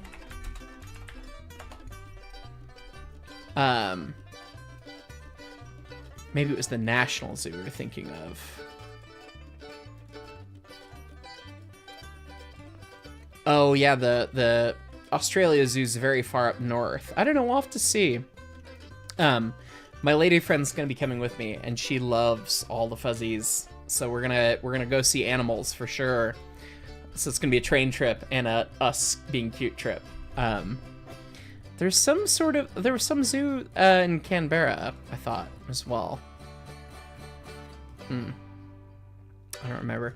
But anyway, we might trek up there. We'll have to see. I'll be chatting with my man Rex Anger. Shout out to channel member Rex Anger, who is like single-handedly planning the Australian excursion #1. There's gonna be more.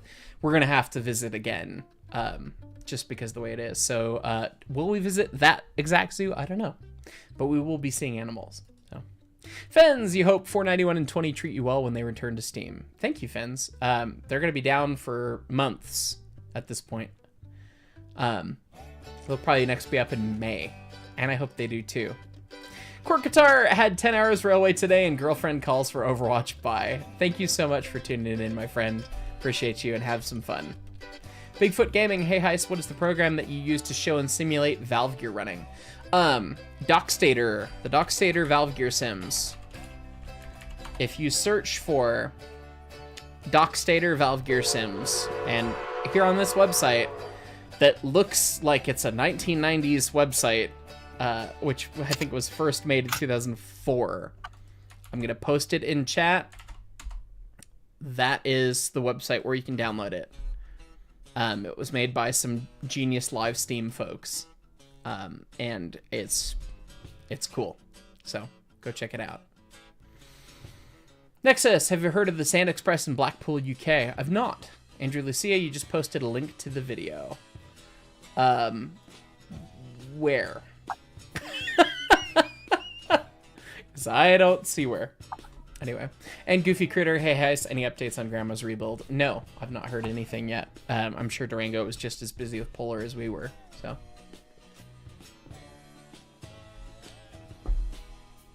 Regular chat. Links get scrubbed from the chat, so DM it to me, my friend. Quackagate on the 9000, it might be that the cost of retrofit was too much. Building from new would have been fine. I doubt it. That wouldn't have been that big of a retrofit to do. Jordan Freeman, Australia's Zoo is run by Steve Irwin's, aka the Crocodile Hunters family. I was born in the 90s. I'm aware of Steve Irwin. But thank you. We'll see. All right, we're going to go through some pre-asked questions at this time.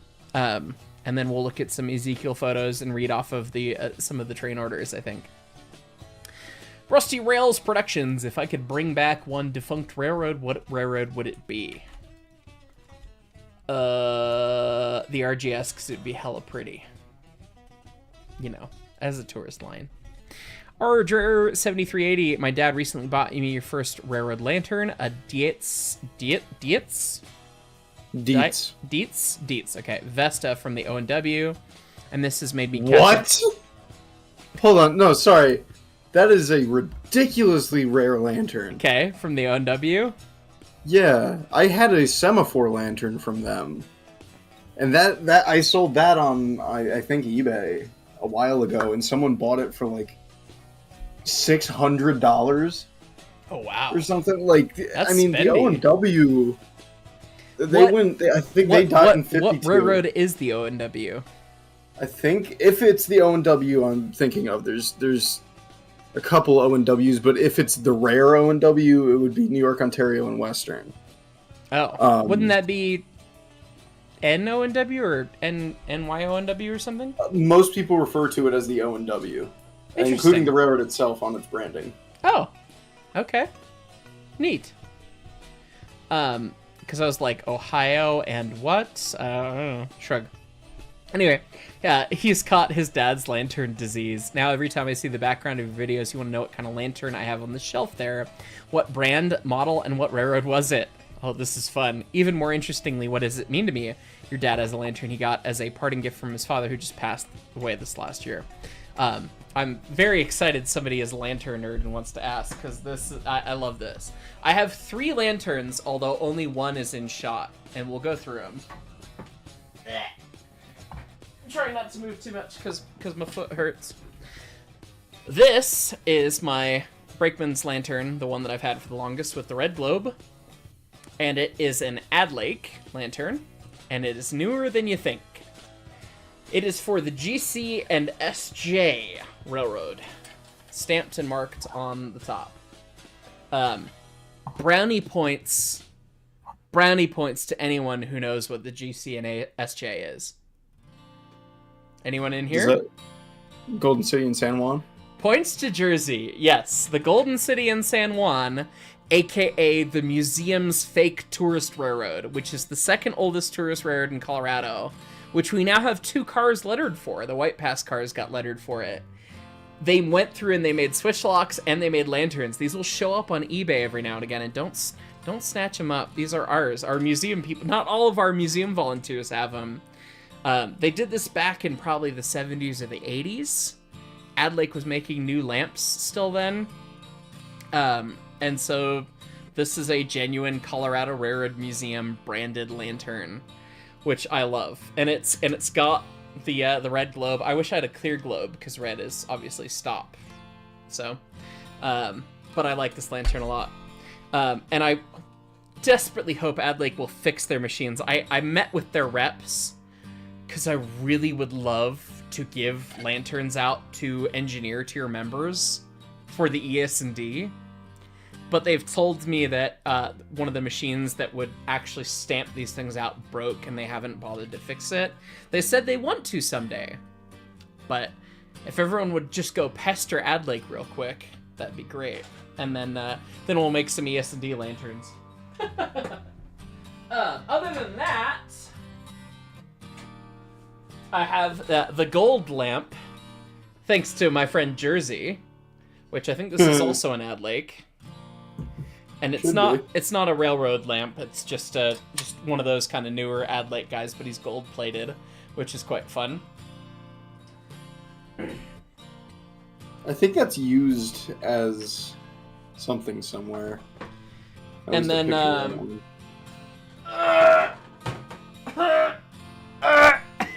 and then over here, collecting dust that I need to clean off, and I need to clean the lenses, and I would love to light at some point. I have this, which I believe is a New York Central Adlake marker lamp. Yeah. New York Central Adlake marker lamp, which was given to me by the great Stromboli, which means it was probably stolen, but that's unfortunate. Anyway. That's just out of shot over there. Those are my lamps. Anyway. Okay. Got a couple more pre-asked questions to go, then we'll go back to the top chats.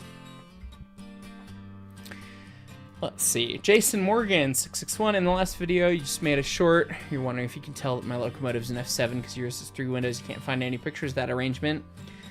Trying to reach out to me. You love the epic life you have with trains and everything in between. Just wondering also if I ever listened to the old bland Blackfoot's train song, Slamming Them Rails. Bless man, be safe. I've not listened to that. And 3-windowed F unit. 3-window. The only thing I could think of with like 3 forward-facing windows is an SD60. Oh God, no! I think I know what he's talking about. Were there F units that had 3 windows? Not F units. There's Alco DL109s, and then there's, I think it was called Black Maria, which was, I think, a General Electric. Oh, engine. weird! I've never seen these. These are ugly as fuck. Yeah, I know. And guess who was the single largest owner of them? Oh. You can see them. At least I'm pretty sure. The New Haven. Wow, I didn't realize that you could make War Bonnet look bad. Wait. Why is Wings in the chat saying, I will not accept DL109? No, you don't like these. No. No. Don't do this to me. Where's Wings? In your chat. I don't see Wings in... Oh, there it is. Oh, Wings is not a member anymore? Oh, I guess Wings has probably never been a member. How is Wings not a moderator? You need a special color. Congrats. You're now a moderator, Wings. F for you, but it's just so I can see that you stick out in chat. But yeah, these are ugly as fuck. Probably neat, but they're also ugly as fuck. Go look up Black Maria. Black Maria? I think it's Alco as well. I'm going to search this with my search. Okay, good. Look, it's just trains. It's just trains. Weird. That looks better than the DL109, but still strange. This thing sucked, though. Why is it a Triclops? What the fuck? that would be the whole. So, Jason Morgan, that's probably what your choo-choo is. Weird. Ghost Games! Hey, could we get more 101 videos? You enjoy learning about the way modern railroads and old things did and how they work. I hope that recent ones have been good. I was so tickled with the what was such a stupid premise that was spawned into my brain thanks to my lady friend. The clickety-clack video. Clickety-clack video, it's been on fire. It just passed 400,000 views, and it was posted last Saturday. That was like the best Christmas gift for me, to not have to worry about YouTube. I haven't posted a video in over a week, and the channel's been doing okay because that video just went to space. So I appreciate you guys for watching, and I want to do more videos like that. I was so proud of that video and the production quality on that video. I've been trying to learn and trying to make the content better. This has all been new to me. And part of my plan for 2025 is kind of remastering a lot of the videos that I've done and doing them in a better way that's in higher quality. So that's kind of my goal. And I want to work with Nick Ozerak some more too. So good things are coming, but it all takes time and lots of dollars, unfortunately. But it's the name of the game. So I'm glad, yes, there will be more 101 videos. WM 2016, hey Hyce, back in the day, railroad literature by authors like Harry Bedwell and Frank Packard was very common, very popular. Love to write your own book or novel about railroading, so my question to you is, what do you think railroad fiction needs to do or needs to avoid to not only be successful but faithful to reality, themes, technical accuracy, etc.? You want to make a good story, you need to take some notes from Little Engines and Big Men, really, where the technical accuracy is there enough to give you kind of a credence, kind of a basis that makes sense, but you also want it to be a good story. Write a good story first and worry about some of the exact details later.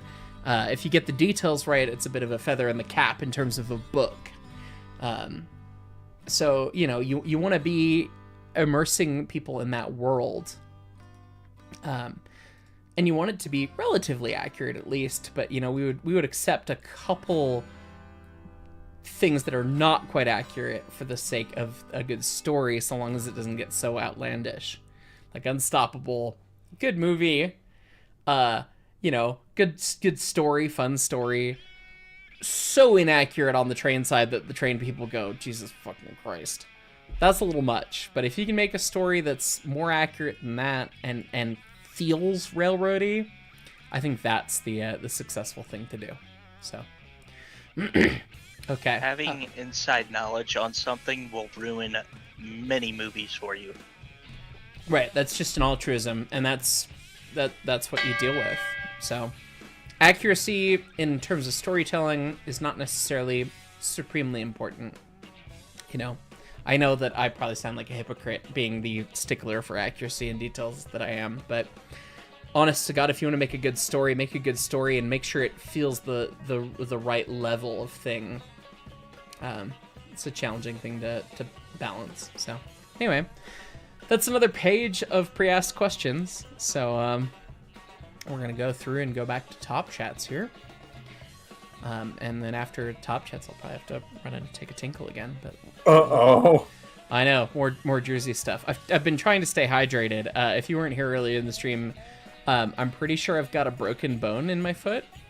Whoa, how'd that happen? Stress fracture, presumably. I will find out when I have health insurance, starting on the 1st. Oh, I gotta call them. Fuck. The American healthcare system. Not for today's discussion. But, anyway, I don't have health insurance right now, so I don't need to get raked over the coals to go get an x-ray, so I'm just, like, living on ibuprofen and trying not to die. It's a joy. Anyway. But that's been a time. So it'll take me a minute when we get there. But anyway, I do have to call my insurance people because they wouldn't process the bill. Anyway. From Bandan, fireman for 29 months. So Brakeman's Lantern with a red globe is okay for signaling other than stop. Good to know. I have a North Pacific Brakeman's Lantern with a red globe. I don't think they are, no, which is why I've never used that. You need to have a clear globe. Red globe is a marker of stop. At least in my understanding. It probably varies by railroad, but yeah, I wouldn't use it as a signaling lantern, so. Roman 1225, yes, rebuild the RGS. We'll take the whole town of Ridgeway with us again! Speaking of lanterns, your parents got you an OG CNNW one for Christmas. Dude, that's an amazing Christmas present. That's awesome. Congrats, and I hope you enjoy it.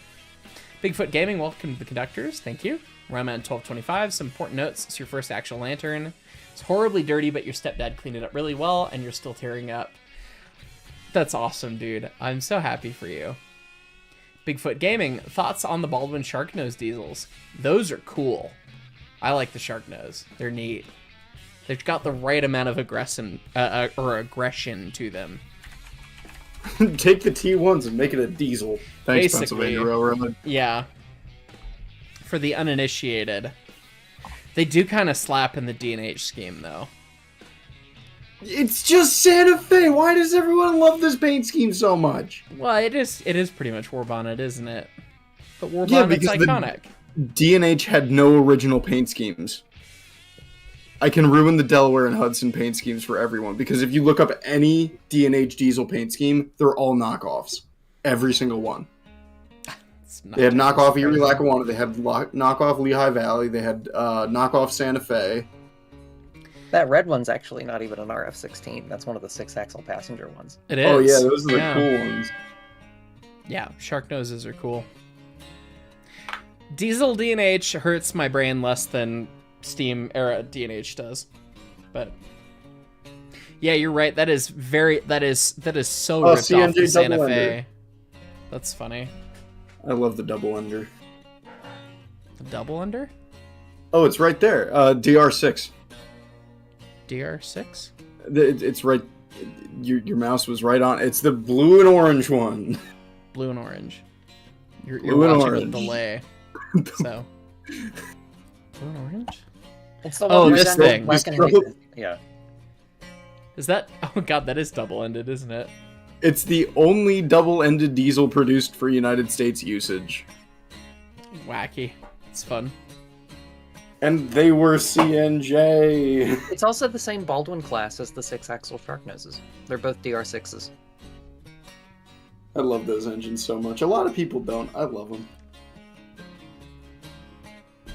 That's cool. All right. Top chats. Andrew Lucy tried sending a video link via DM, but it didn't go through. Yeah, you have to add me as a friend first. I've added you back. Shoot me the link now. It'll work. If you can send me a friend request on Discord, I will accept it unless we've had a previous conversation where you were obviously a bot, obviously a scammer, obviously a child. If you send me a request, I will accept it, and then we can chat. But that is the biggest thing I've done to be an easy filter of people not scamming me or sending me random shit that's just impossible to sift through.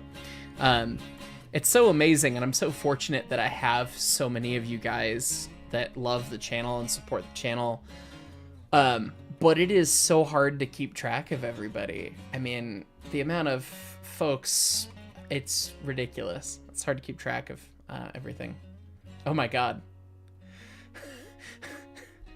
Jersey, you're being hot corrected by none other than Andrew Brandon himself in chat. I mean, not necessarily corrected, but Andrew, I'm also making you a moderator just so that you stand out in chat. You don't have to moderate shit.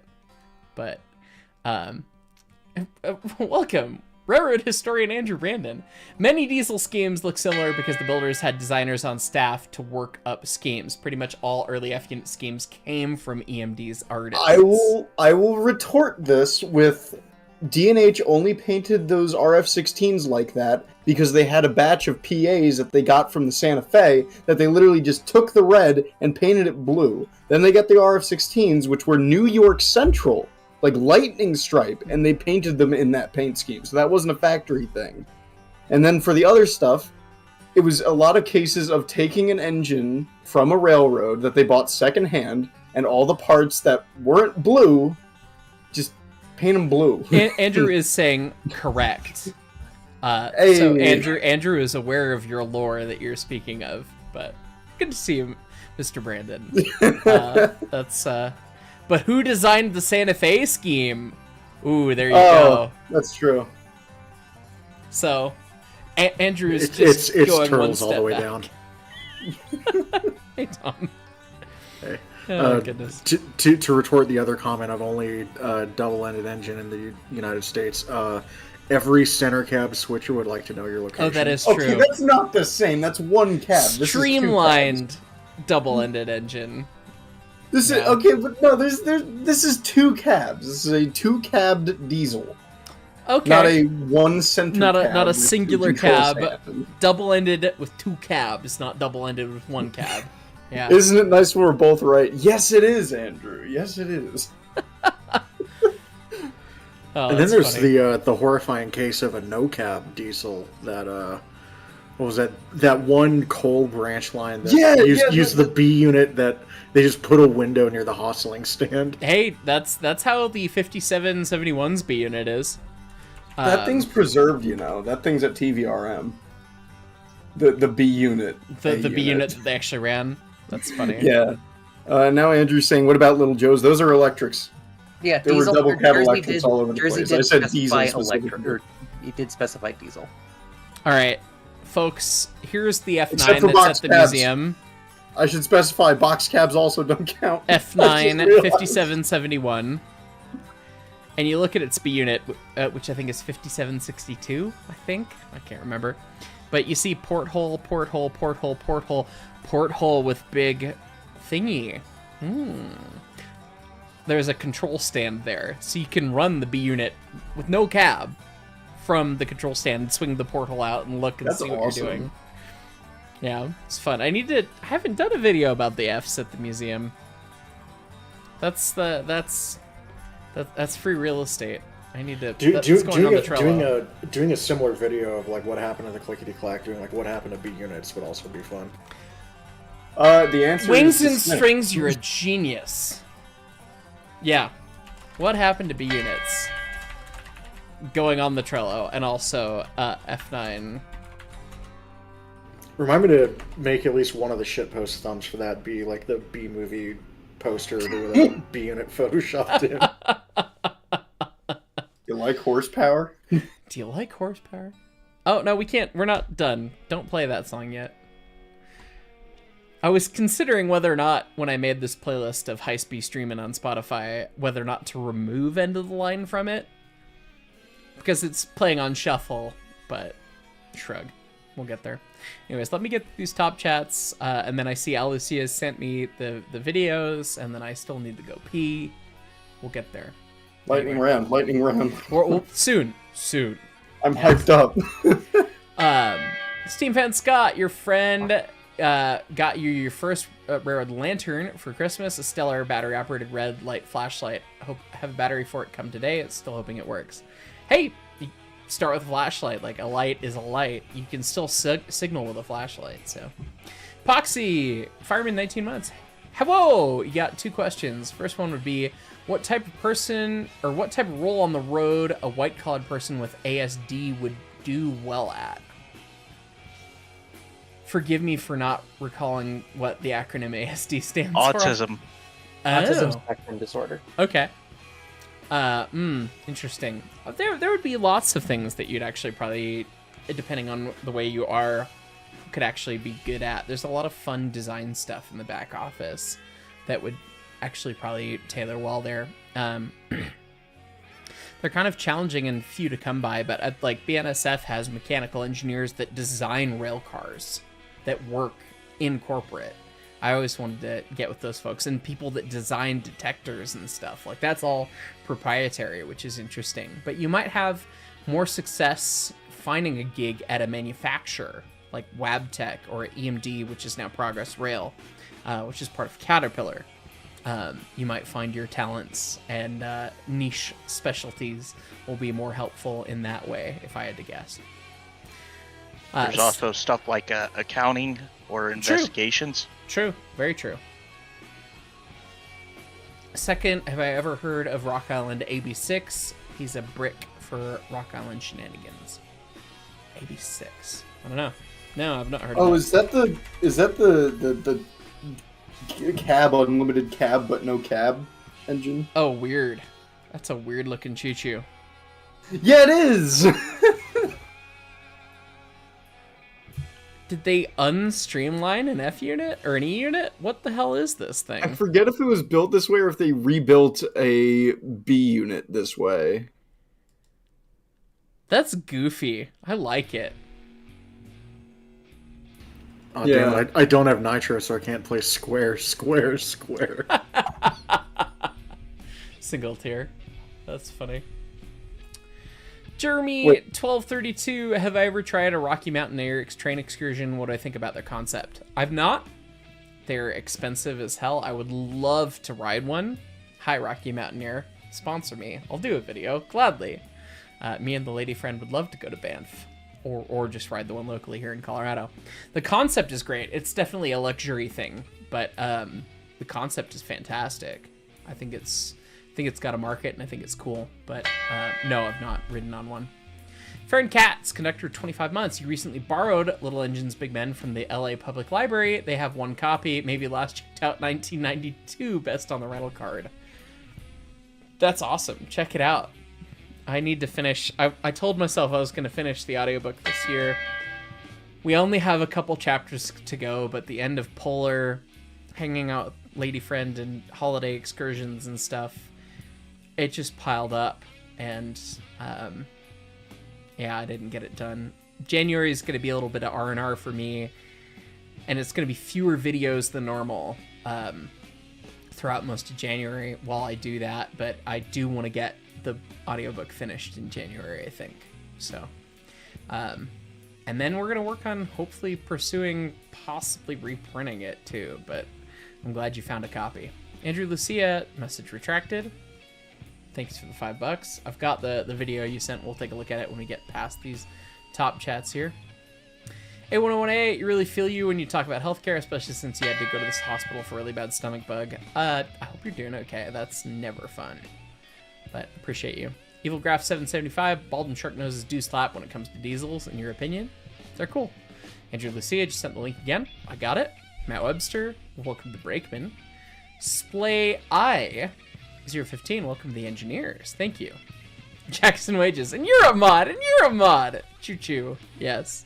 Splay I 015, thank you for the dollary dues, but message retracted. Shrug. KDS, love it when YouTube doesn't work. Tried to upgrade to Fireman tier, but it's grayed out. Pain. Anyways, cheers to 19, going for 24. Thank you, Katie. Jacob Pfeiffer, BN had a SD40B units. Also look up C&W Crandall cabs. Those are fucked.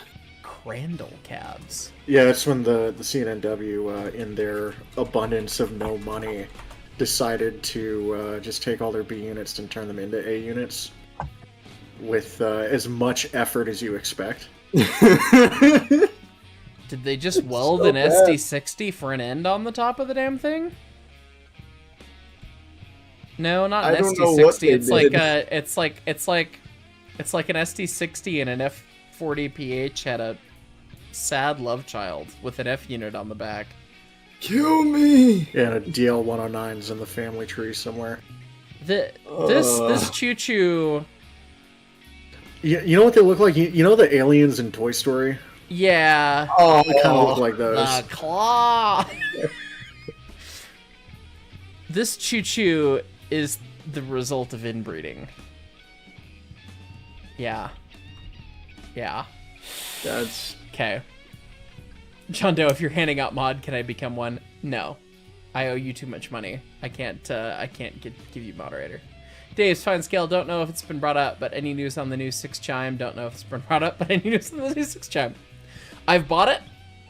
My friends out in Oregon has acquired it and sent me pictures, and I'll be picking you it up. actually bought it? Oh, yeah, the ACL 6? Yeah. Oh, no, I bought that. Good lord. Yeah. Okay. Do we have one of those in thingy? No, we don't. No, but there should be. That's a cool whistle. Yeah, let's fix that. Yeah. I can give you a new picture. Here it is being towed to its temporary home.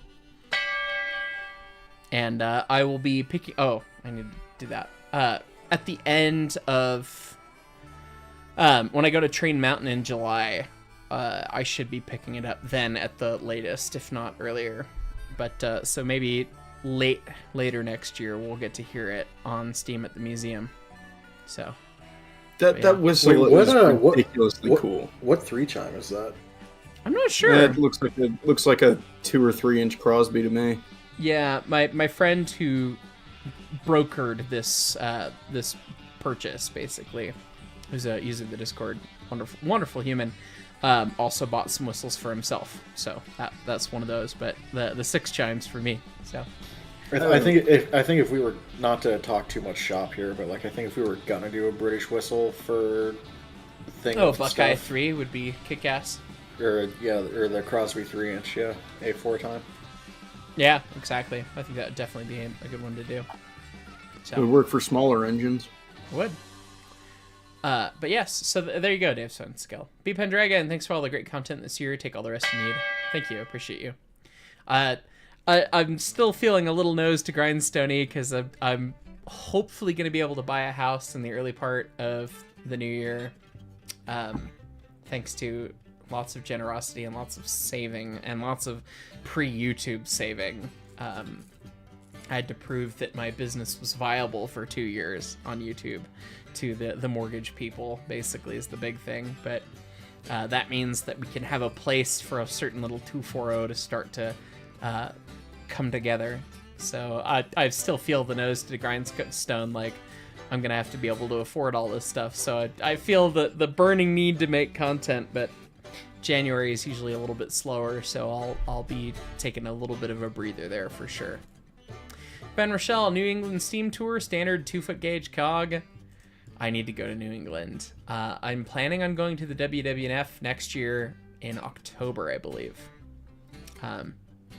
Brett is going for Ellis's wedding then, and he was talking about maybe us doing a boys trip as a part of it too. So I'll probably be out that way. I might be out that way, well, not New England, but I might be out that way soon. I need to confirm. Reading and Northern announced their schedule for next year, and they're running 2102 in February, and that might just work. I want to go see that thing real bad. Hey, if you can't come to my 21st, I'll take that. I feel like a shitty friend, but when's your 21st again? February 27th. I haven't planned anything yet. Oh shit, you're in February. Okay, it's Ninja who's in April that I'm thinking of. Because I was like, I know that I'm missing somebody's birthday when I'm in Australia, but. Yeah, no, I haven't planned anything. I'm looking at like mid-late March for something. Okay. I'll keep you in the loop. Keep you in the loop. I'd love to be there. It'd be fun.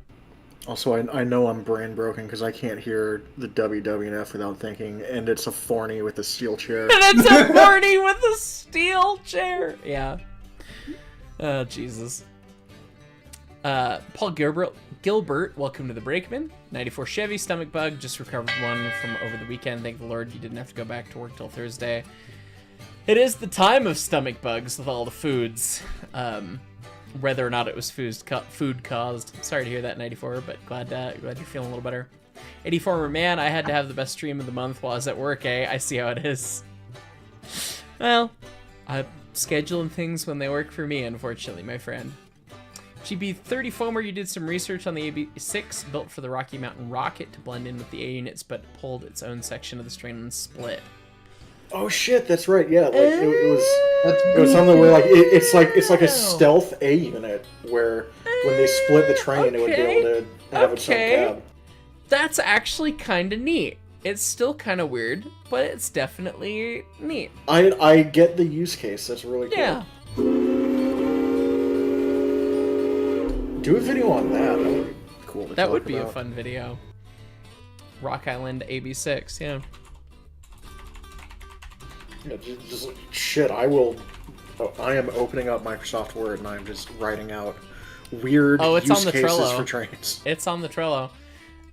Somebody was asking me this when I was visiting home, visiting family in Seattle, and they're like, well, how long do you think can you do the YouTube? And I'm like, do you know how many niche fucking nerdy fun topics there are that we can talk about? It's endless. But anyway.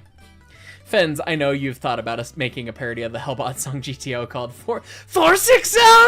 Oh my god. No, I have not, but that's genius. Adding that to the Trello. Hellbot GTO 460 cover. Get up in my 460! Oh my god.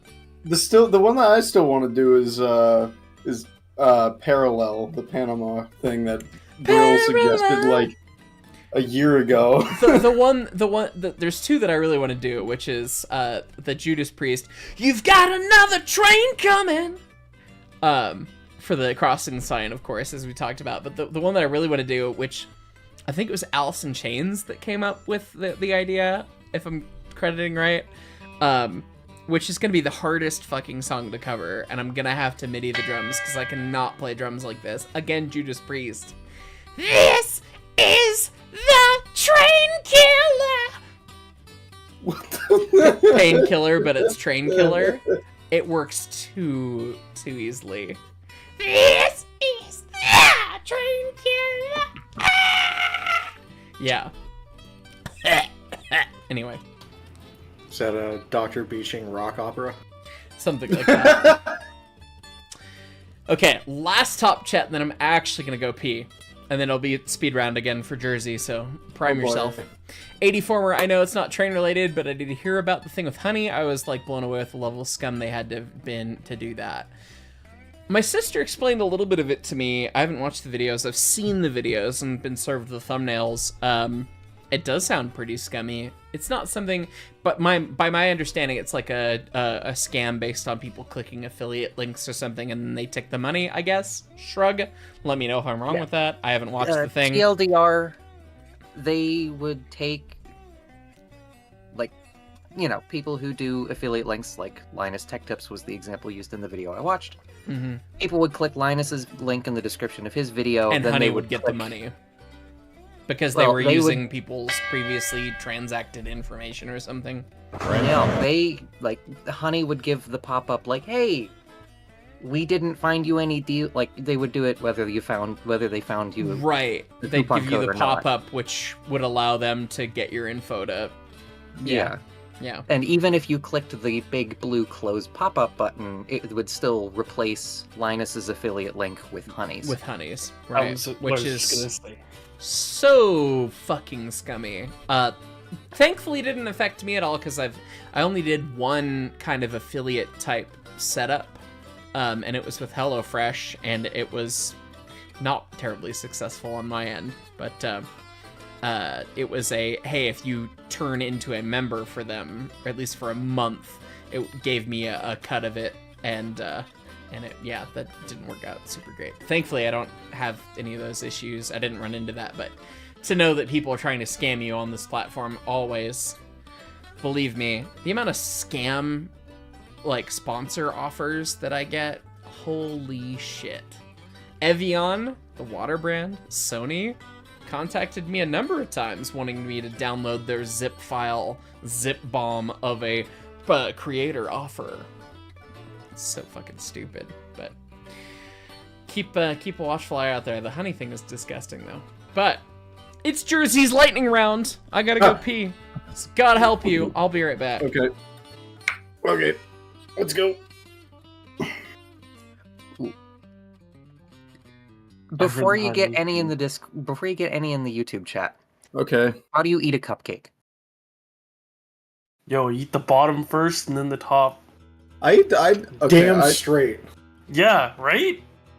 No, do you break it and sandwich it, or do you eat it like a civilized person? I just eat it. I take the bottom, I hold the bottom, and I just eat it. You know? You eat it like a civilized person. You rip the floor out, you eat the floor. I don't because do it's that. boring. and then you have a giant pile of No, sorry. diabetes to munch on. I'm sorry. I just glanced over a chat and I see someone say, "Jersey, can I buy your fridge?" Yeah, is your fridge for sale? What does this mean? We'll have an auction. It's the fridge that killed Dick Jensen. yeah, it's a relic. It's a replica. What's my opinion on the CNGTW U4A Streamline Northerns? I prefer the U3s, the unstreamlined Grand Trunk ones, yeah. Jersey 1 or 2, I feel like that's too risky to answer. Your slander of the C&O K4 makes me sad. It's the only loco in preservation in my city. I don't hate the K4s, I just think there's too many of them. There's like 13 preserved. I mean, we can destroy at least half. If we could Thanos snap and replace the K4s with the C&O K4s, specify. Hold on, I'm running so far behind. Hold on, we can circle back. Okay, hold on. Jersey, what do you think about Metro in Chicago? I mean, there's some lore there. I mean, Jersey, do you play any instruments? Do I play any instruments?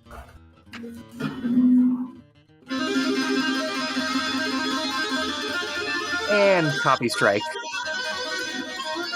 Immediately. This is all gonna be muted. Yeah, it's fine. Hey, we can swear. Yeah. These streams aren't Doing monetized. homework. CPKC was a mistake. Jersey 460 or 260? 460.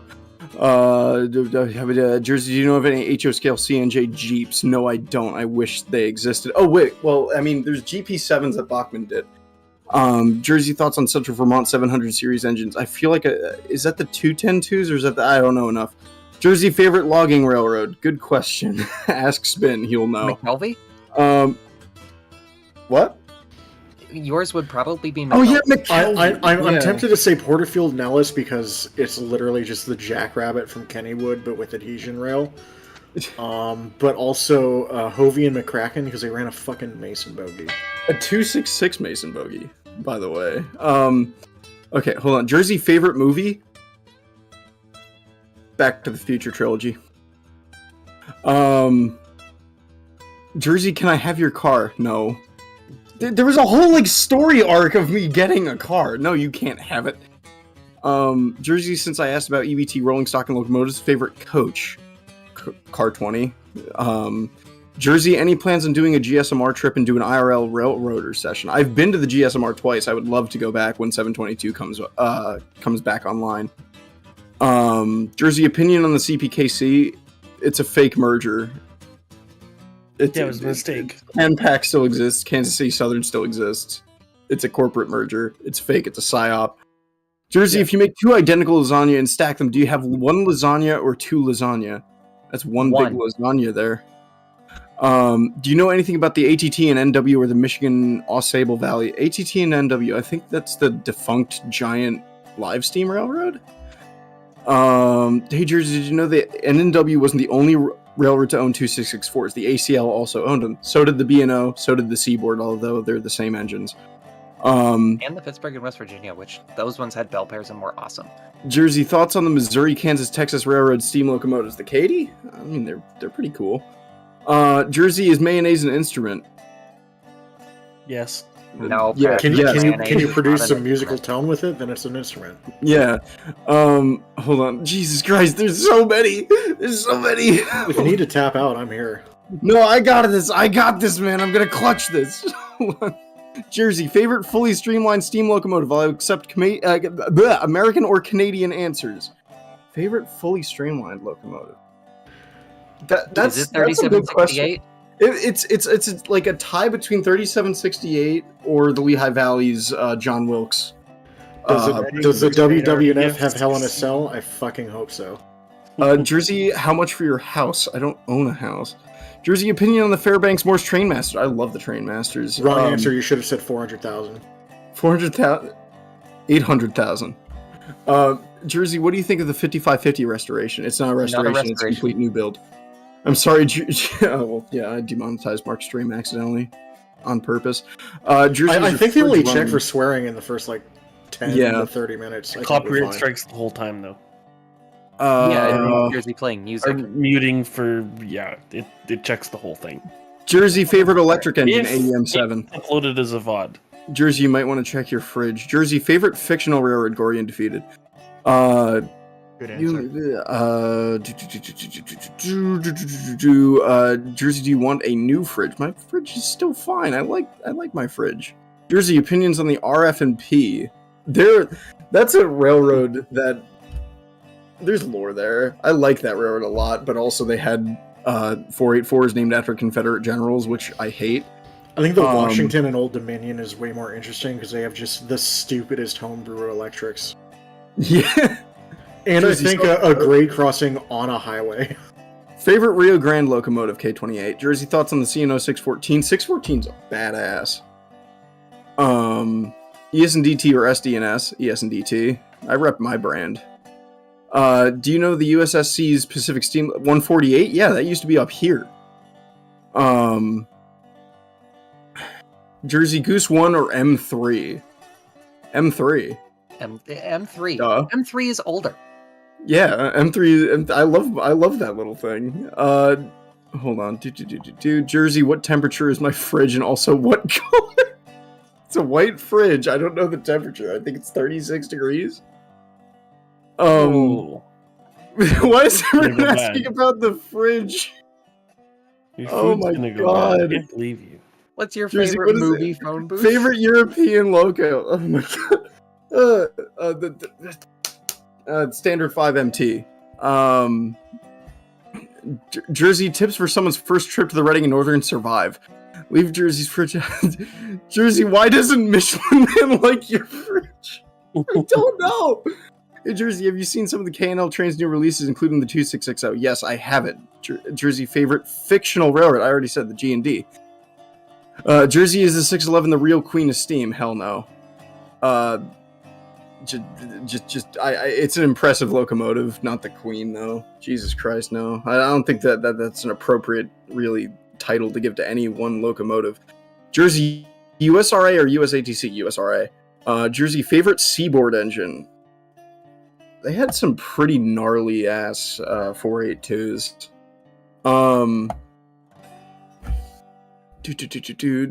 Jersey, do you have Prince Albert in the... I don't even know what that is. Jersey, how much pudding is in your fridge? What is happening? I'd assume none. I don't think I've never heard you talk about pudding in your life. Jersey, give me your fridge. I pay $10,000. Sold. Okay, go get it. Come get the We're gonna have fridge. to get Jersey a fridge for his birthday. $10,000 for a fridge. That's awesome. Jersey, what's your favorite train game? The one I work on.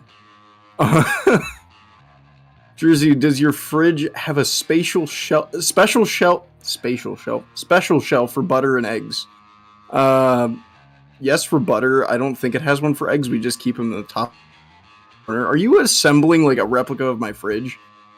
Jersey, which goose do you prefer the most? My friend Goose, or out of the galloping geese, Goose 7? Jersey, have you volunteered at any other railroad other than Pine Creek? Unfortunately, no, but I'm looking at volunteering at URHS in Boonton, New Jersey right now. Jesus Christ. Hold on. Jersey, where do you store your jerseys? The jersey is stored in the new. Jersey, where's your favorite British locomotive? Standard 5MT. I already said that. Jersey, has your fridge ever seen the East Broad Top? No, I have not brought my fridge to the East Broad Top. Jersey, did your fridge kill Dick Jensen? Yes. Yes, it did. $1 million for the fridge sold. Hell yeah. I'm gonna live in someone just said 5 mil. You lost 5 mil? You lost 4 mil. 5 mil for the fridge? Yo, yeah, I'm doing, yeah.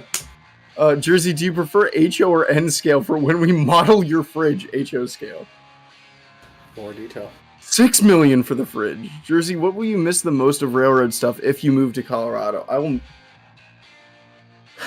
There's a like a special like kind of, you know, like it's so different over here in like New Jersey and Pennsylvania than it is in Colorado, and there's a difference in scenery and a difference, especially in the late afternoon and like golden hour between Colorado and Pennsylvania and New Jersey.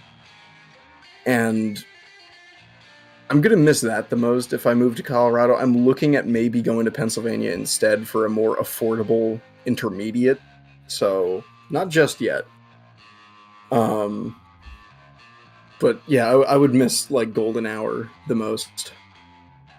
Jersey, will you install your fridge in EBT 11 when it's done? Yes, underneath the engineer seat, I'm putting a mini fridge. That's a great idea, actually. $1 billion for the fridge. $1 for the fridge. $1 is a tempting offer. $1 billion for the fridge. $1 billion. Do I have $2 billion too? Jersey, is your fridge behind the JFK assassination? No. Jersey's fridge is gonna need witness protection. Jersey's fridge sold me black market choo-choo parts. $30 million for me to keep the fridge. That's a wow. Okay. This is being paid $30 million. This is awesome. Unless the fridge has a demon in it, then you'd want to sell it. Yeah, no, there's demons in my fridge. Oh, I'm not falling for that one, Jackson. Have you discovered how bitchin' South African steam is? Yes. Yes, I have. I love South African steam. What was it? The Class 25 condensers. Those things sound like a cool jet engine. They're fucking cool. Sorry for making the Jersey Lightning round go for rounds. Oh, it's still going. Jersey Thoughts on UP's rebuilt 2880 bull moose. Those things are cool. Those things are bitchin'. Bull mooses are fucking cool. Jersey, check out the MKTC2. I used to have one of those in HO Brass. Actually, Mark, speaking of South African condenser locomotives, have we shown you the clip where it starts taking off like a jet engine? No. Hold on, let me find it. I will say, I took forever because I had to use the potty, and going up and down stairs with my sad foot is a sad time. And I got upstairs, and I got a notification that something was delivered, and I had to grab it. So, okay, I think I'm finally done, but the chat devolved into a bidding war over my fridge for some reason. They want my fridge. I don't know why they want my fridge, but they want my fridge. Strange. Anyway, shout out to Zimzam for pointing out this auction on eBay to me, because it was very cheap for what it is, and I'm very stoked on it. Oh my god, Glenn's here. Hi, Glenn. Oh, is it what I think it is? At Jersey, remember when somebody yelled Reading Crusader? That was me. Oh. Does anyone know what could be really in good. a milestone model box this small? Is that 50? Points to Jersey. I know those engines. I know the milestone 50s. I was looking at getting one. Yeah, this came up for super cheap on eBay for a PBL model, and it's well wrapped, and wow. And it looks like it's not hardly been out of the box. It's got all the little foam guys protecting the grabs. But here's our very own. Oh my god, it's adorable. Can't you see it coming at you on Thunder Mountain in TF2? The Davenports are super cute. I gotta finish. I like mine. this little guy. You do gotta finish yours. It's alright, you've got many of There's something else of yours that I would like you to finish first, although it's a significantly larger ask. But anyway. Shop talk! Anyway, the jet engine train is in VC Tex. A little guy. So speaking of SM3 tour, now we've got another museum boy. I need to make God's loudest speaker for it, though. And the God's worst horn. Me. Not kidding. It's literally what it sounds like. Fucking clown horn on a world's loudest locomotive. Anyway, VC text for, yeah, the jet engine. Okay. Holy fuck.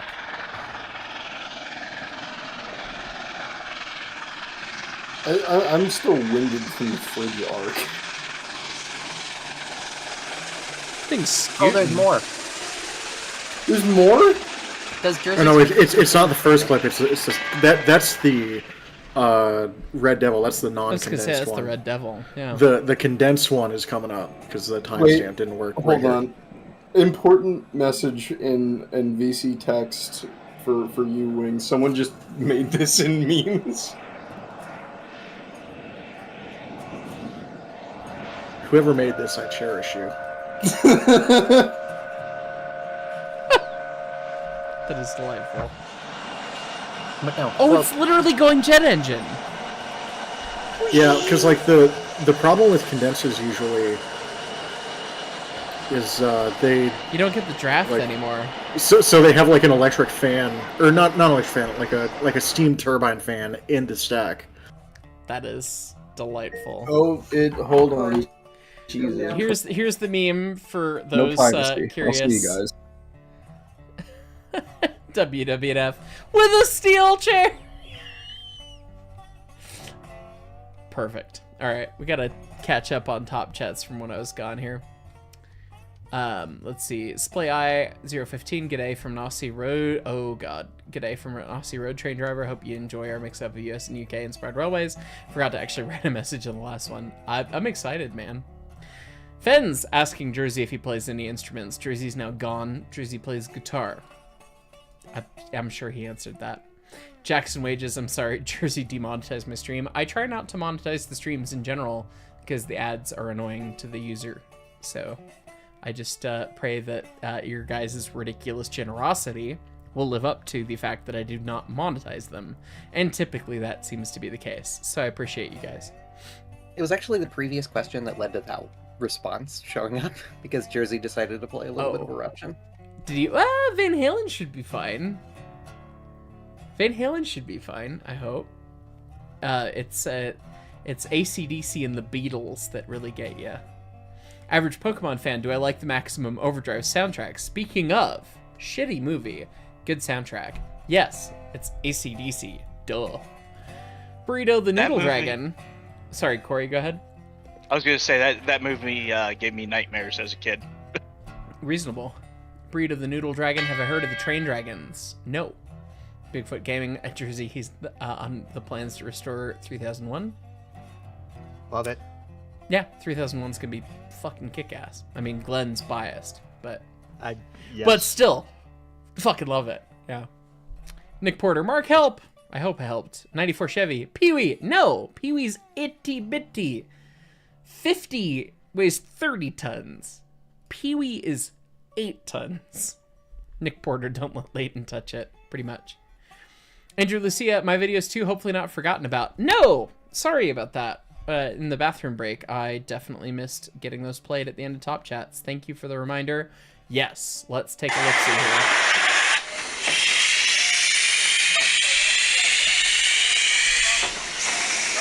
Oh god, it does have double wall shirts. So you've got your eccentric crank, and then you've got your eccentric crank. Eccentric crank, eccentric crank. For the third cylinder in the middle. So you've got 2 expansion links. Oh, this is so fucking cool to see a video of, dude. Andrew, thank you so much.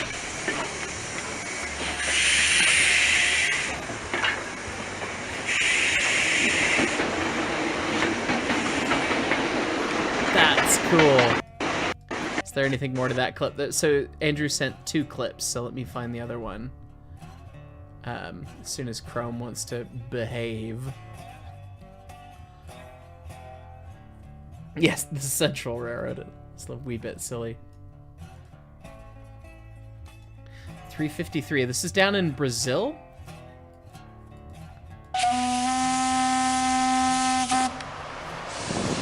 Yeah, 3-cylinder engine.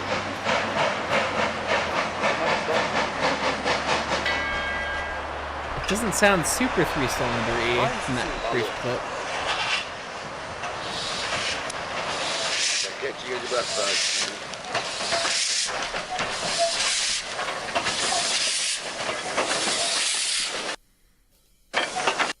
God, that is bloody cool to see. I've never seen video this detailed of this kind of setup. God, and it's got missing oh, they've jacketed the front couple courses and then the back head, so they're probably checking on the flexies, I guess, in the rear course. These are test run things. It is also possible There's no that, front of the cab. Is there not? Nope. No, there's a cab front. Or wait, no. Just got the doors open. Oh, okay. It's a cool engine. Also, depending on who built it, there is a chance that it's actually not thirded, because some of the 3 cylinders built in the United States, I'm thinking specifically of the SP ones, the outer wheels are quartered, and then the middle cylinder is like 135 degrees off of them, so it makes like a whiskey 2-bit kind of sound. Dump. Like most people seem to think the 9000s sound like, despite being wrong. Yeah. Yeah, well, if they have Gresley conjugated, they have to use it. That's just how that has to work. Well, Gresley conjugated is still close to 120 offset. Mm-hmm. Well, it is. It's yeah. You can't. Well, do so the 9000s are not quite exactly 120 offset. I need to find. Or I guess there would be the slight taking into account the cant of the middle cylinder, right? Exactly. I Okay. believe I was reading about this subject several years ago, but I seem to remember that it is something like 123 or 127 degrees. It's less than 10 degrees of an offset. We pulled it up and that on is- stream earlier. So let's yes. see. I was not watching earlier. Yeah. Well, I mean, that makes sense because like the middle cylinder is so high that you couldn't have it parallel with the other two. I believe part of it was that, and I believe the website that I was reading at the time also explained it as being a more even distribution of the torque. Right. Did this not go over that? I thought it went over the offset based on that. It was not that website that I was looking at several years ago, but it was one Which where some guy had built a model of the... It just says they were offset at other than 120 degrees. That's funny. Not exactly 120. Okay. That's funny. But they still sound pretty close to being in 6.8.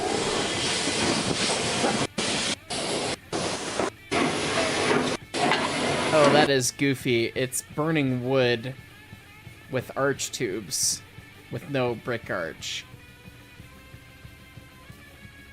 It's a good thing Kenosha's playing. Oh, I found the website. Did you? Let me drop this in MWDC. Hold on. This is like 8 years ago I saw this website.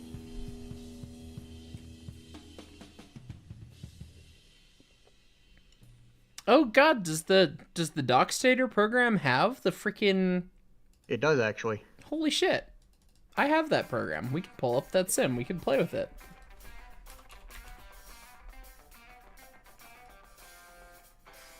Let me see, what was it? Gresley. Where is Gresley in here? Gresley inside admission 3-cylinder. Oh god, it's got the bullied valve gears as well. Although this did not load properly. Okay. That's what I get for just searching.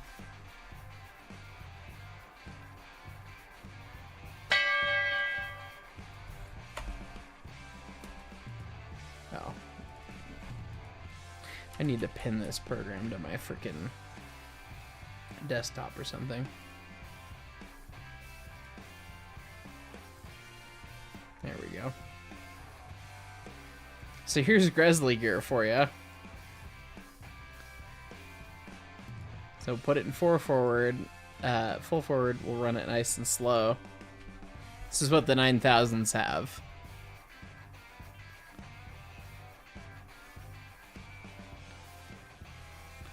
It's almost even still too fast.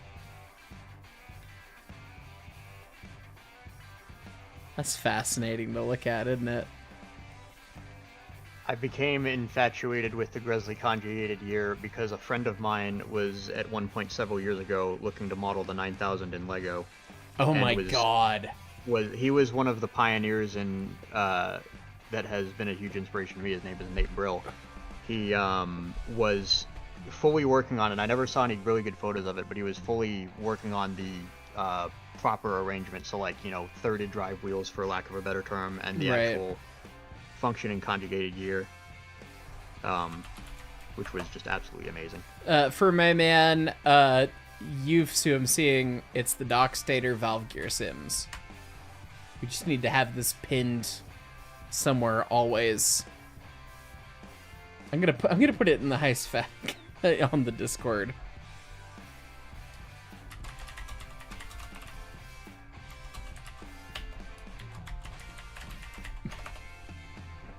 There you go. It's in the Discord. It's in the chat again. I'm interested to see how they modeled the bullied gear. Oh, this hurts.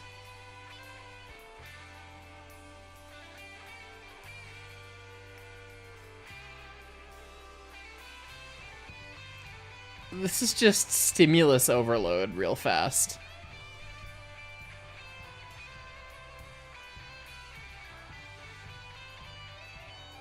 So you've got the 3 main rods doing the dance. And you've got 3 expansion links and 3 union link, 3. But then just the valve piece of it is the chain driven bit.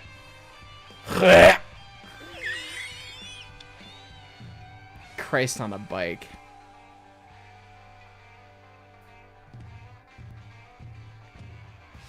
Yeah, that hurts.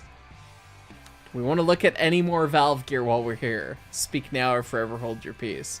For Walshert, Stevenson, Baker, Southern, Hackworth, Marshall / Hackworth, Bruno Klug, Wolf, Joy, Allen, Gooch, Young, Crampton, Corliss, Franklin, Pop Valve, Caprati, Rotary Cam Pop, any of these things. Corliss? I'm not familiar with Corliss. Neither is the program. There we go. What in the fuck? In center, it doesn't move the valve? That's fascinating.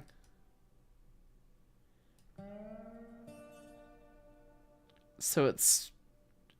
Oh, weird. That's very weird. It's got an eccentric still like Stevenson. But it's picking a point in a link.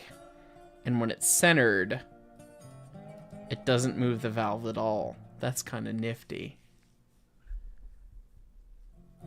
That's goofy. People want to see Southern. Is Southern more common as inside or outside admission? Who knows?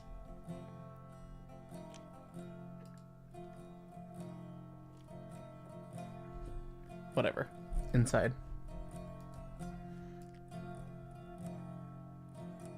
Southern's wacky. Yeah, Southern is one of those valve gears that has the delightful quirk of any vertical play in the suspension changes the valve position. Right. Because whereas Baker and Walschertz derive their movement from the horizontal movement of the eccentric, Southern derives it from the vertical movement of the eccentric, which, yeah, if you have any crazy suspension movement, your valve moves out of time. Right. Just goofy as hell. I knew I liked Baker for a good reason. Baker's the correct choice always, but technically the correct choice up to I think you could only get it certified on engines running at a maximum of 100 miles an hour. So if you ran faster than that, you needed Walschertz. Between Baker or Walschertz? Really? Yeah, like I forget exactly where I saw it. It was like Baker. It was only like certifiable up to 100 miles an hour on engines. I don't know. I'd have to double check that. That might be an old wives' tale. That feels a little old Wives' Tale-y, because it basically, at those speeds, the wall shirts and Baker are basically the same, because they still have the same Union Link and combination lever. So this end of things is still doing the same thing, it's just... The piston side, yes. The other transmission yoke bell crank stuff might be a little weird. Interesting. I mean, I'd almost say Stevenson gear might be better in some ways at that point, because the variable lead would actually be better at different speeds. Stevenson's freaking magic. And you never see it on like super high speed locomotives. It's always Yeah. either Walsharts or Baker. It's the old school thing.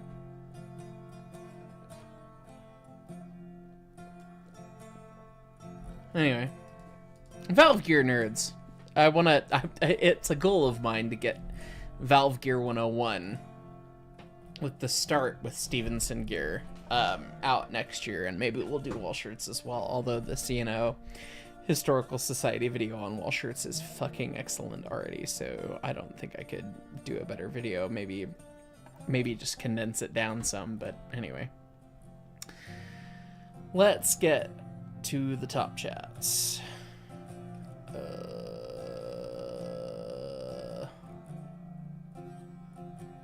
What time is it? Oh, it's 4 o'clock. Alright, while I scroll through and find top chats while YouTube lags, it's time for more ibuprofen! Yay! I don't have a broken bone in my foot. You have a broken bone in your foot. It's fine.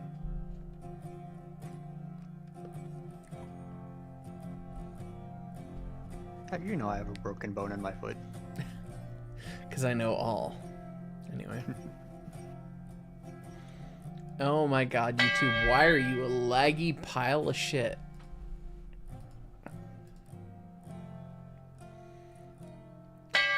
Wow, it is just laggy. Okay, there we go. More gooder. Solaris, hopefully 576 will start running next year. I hope so too, it'll be cool. It's a neat engine. 84mer, just to check in though, and I know I said I was switching to a new model, would still ask for a look at the video to see what you got wrong. I owe that to you, I know. I will do one on the model that you sent me to hope it informs your next model. Especially now that January is here and the busy season is over-ish. I should have time to. Wrangler Jurgensen 97. Hey guys, you got railroader yesterday and you're in love. I'm glad. Yellow Gymnast 98. Engineer for 25 months. 25 months and almost 2025. And of course, a late Merry Christmas. Fair. Anyways, pray tell, when a locomotive's trailing truck suspension bottoms out, it'll begin to rub against the bottom of the firebox. Yes. Yes, it will. I know this for a fact. Glenn Holland, hot take of the night, PRR 4800. The first GG1 ever and the only one to have been built with a riveted body. Should have been restored in Conrail Blue. No, it should be restored to the prototype scheme. I think Conrail Blue would make sense because it's a perfect representation of the lifespan of the GG1 from its first owner to its last owner. I think that there is a nice poetic influence in it. That's a little bit of a hot take. Conrail's not even the last owner. I do get NJT it, was. But that's why I said a hot take, and I don't actually think this. It's one of the things that my friend said, but I do think that there is some amount of sense to it. And also, who is the last owner? Was it Amtrak? Technically, it was NJT. Okay. New Jersey Transit. Interesting. I've seen that thing, the riveted boy. Conrail. It's at Strasbourg, yeah? Yes. It is. It's currently sitting outside looking very sad. But, yeah, as many of the things outside at Strasbourg are. Just be happy they have as much indoor storage as they do. The shop tour that I was on last time I was there doing a shop tour said that sometimes they occasionally find those rivets lying on the ground because they pop out. Oh my god. Here in MOWVC text is the scheme that is 4800 before it was renumbered. Oh, that's hot. The scheme. That's the scheme it should be restored to because that's the prototype scheme. See, I do like that. That's pretty hot. That looks sharp with the kind of teardrop bullseye thing going on with the markers or the class lamps. I guess with the double ender it would be both, but yeah. I think they had that on the 5-stripe version as well. Just looked a little bit different. Very few 5-stripe actually got the teardrop. What year was this thing built? 1934. 34. Wow. Same year as the Bob. That's funny. Cool. People talking about wishing to restore them into operation. Will never happen. Not as an electric. Probably. It would be cheaper to build a brand new electric with a GG1 body. Right. For a number of reasons. God, it would be cool to see one of those run, but yeah, I get it. Is that just old electronics issue, or is that like a vitamin issue? Almost every single one has frame issues, and the one that doesn't is 4935, which is never going to move again. Yeah. I've seen the toilet inside that locomotive. Love that. The unknown Sarah something. Everything else got cut off. Hi, much love from Serbia. Cheers, my friend. Or should I say, živeli. That's at least what we say in Croatia, and we're next door to you guys, so shrug. Appreciate you. Skylar Hudson, hi Hyce, hope you're doing good. You're building a passenger train in Stormworks. What would be a good observation car to model yours after? My brain goes immediately to the Hiawatha ones as interesting ones, but that might be hard to make in Stormworks, I don't know. I think the Hiawatha observation is probably the most... It's probably the most interesting observation car there was. Thoughts? Opinions? Yay, nay? That's the beaver tail one? Yeah, this guy. They're quite interesting. They're with the crazy glass and everything. I mean, it's a very stark, fun, interesting picture. Wait, I closed the stream. Oh no. Is it the sky top or is it the beaver tail? Oh, that's the sky lounge. The sky lounge. Sky okay. That's What's the beaver tail? Look it up. It's you'll see why they called it that. Oh, that's goofy. I'd not seen that one before. It's a weird looking thing. That is cool. Actually, that's not even the one I had in mind. I think it's the one with almost the completely flat slanted on the rear. That's the one that I was thinking of anyways, but yeah, they're weird.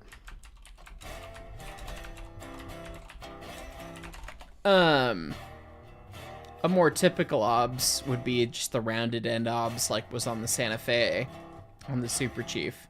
Like we have at the museum that is a sad story, but it's cool. The Navajo. No, the best observation cars are the ones that Grand had that they just blasted a door all the way through. Yampa Valley Mail Train. Everyone's favorite historic consist.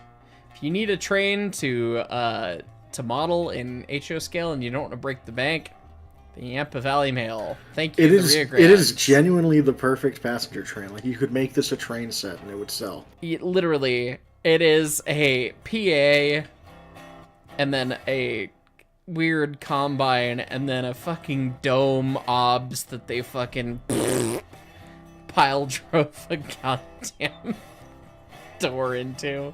Hold on, there's a picture of that like in the middle of a train. I'm certain. And here's an FA and B pulling this fucking shit pile.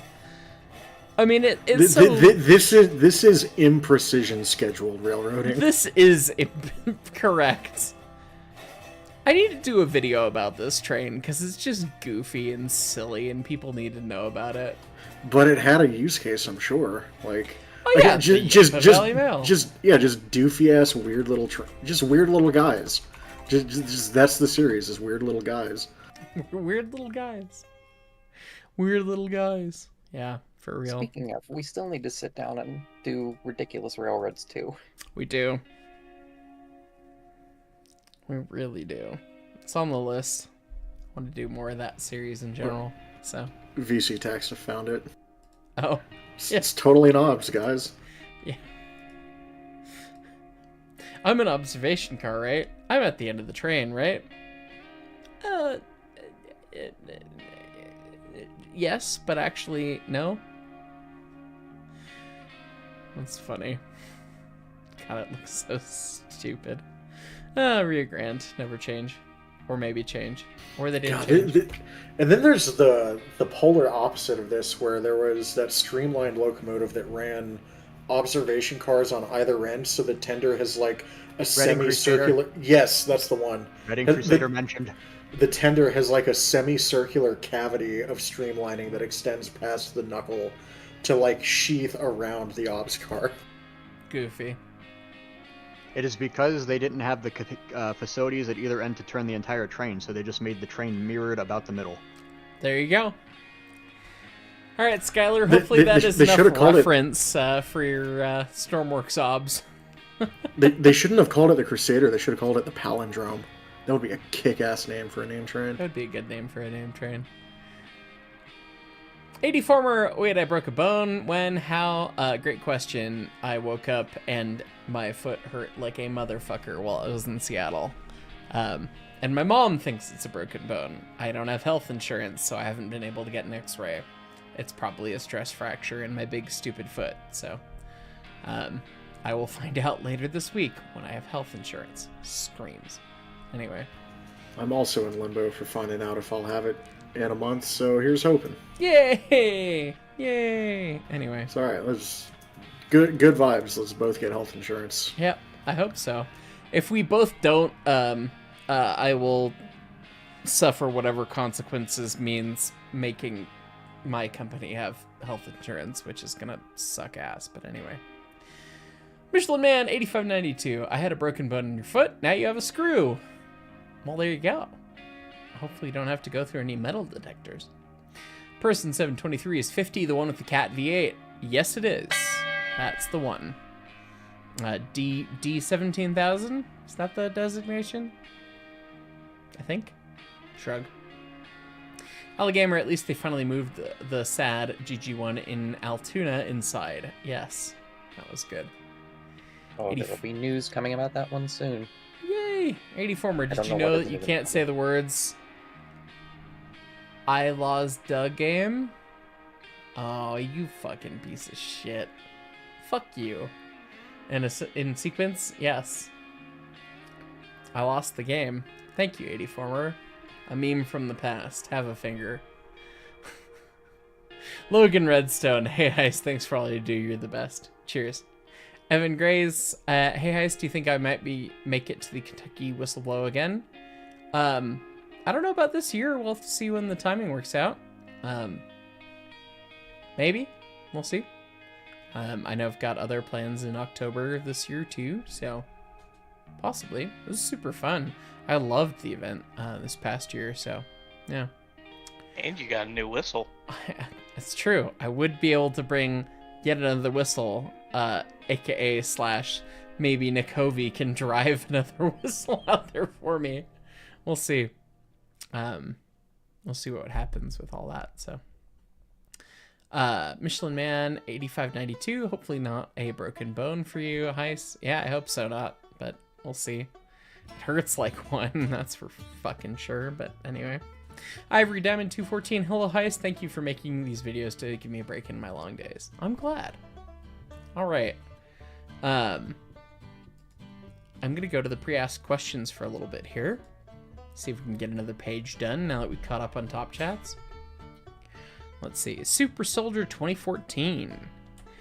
Hey, I recently came across a picture of an old 242 in my area from the early 1900s. It had two headlights side by side. Can't seem to find info on that sort of thing. Maybe a video on headlights or lighting in general. You'd love to know more. Thank you. Two headlights side by side is odd for actual headlights, if it's in the US at least. Britain and many countries in Europe had kind of class lamps, like we would call them, that would tell what kind of train it was, that would be moved all kind of different positions. But two headlights side by side is interesting if it's horizontal. If they're vertical, It's usually a signal light of some variety, like a gyro light or a Mars light, and a headlight, but interesting. Hopefully that helps. From the early 1900s, kind of doubt it would have been one of those. That was a more modern thing, so who knows? T12 Productions. Was it ever common practice for a railroad to have different track speeds for freight and passenger trains? God, yes. And were there locomotives that had extended smoke boxes and spark arresters, like Also, 10-wheelers yes. and consolidations? Yeah. Especially in logging. Yeah. Yeah, it's just safer to have both. Right. Yeah, both was definitely a thing that happened for sure.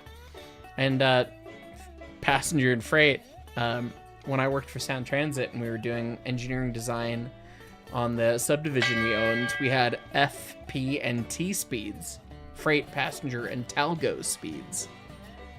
Talgo, with its capability to actually pivot and, move the center of gravity of the train, was an entirely another beast. So we had 3 different speed limits on the sub, and the passenger speeds were quite a bit higher than the freight speeds in many places. So that's a definite true fact.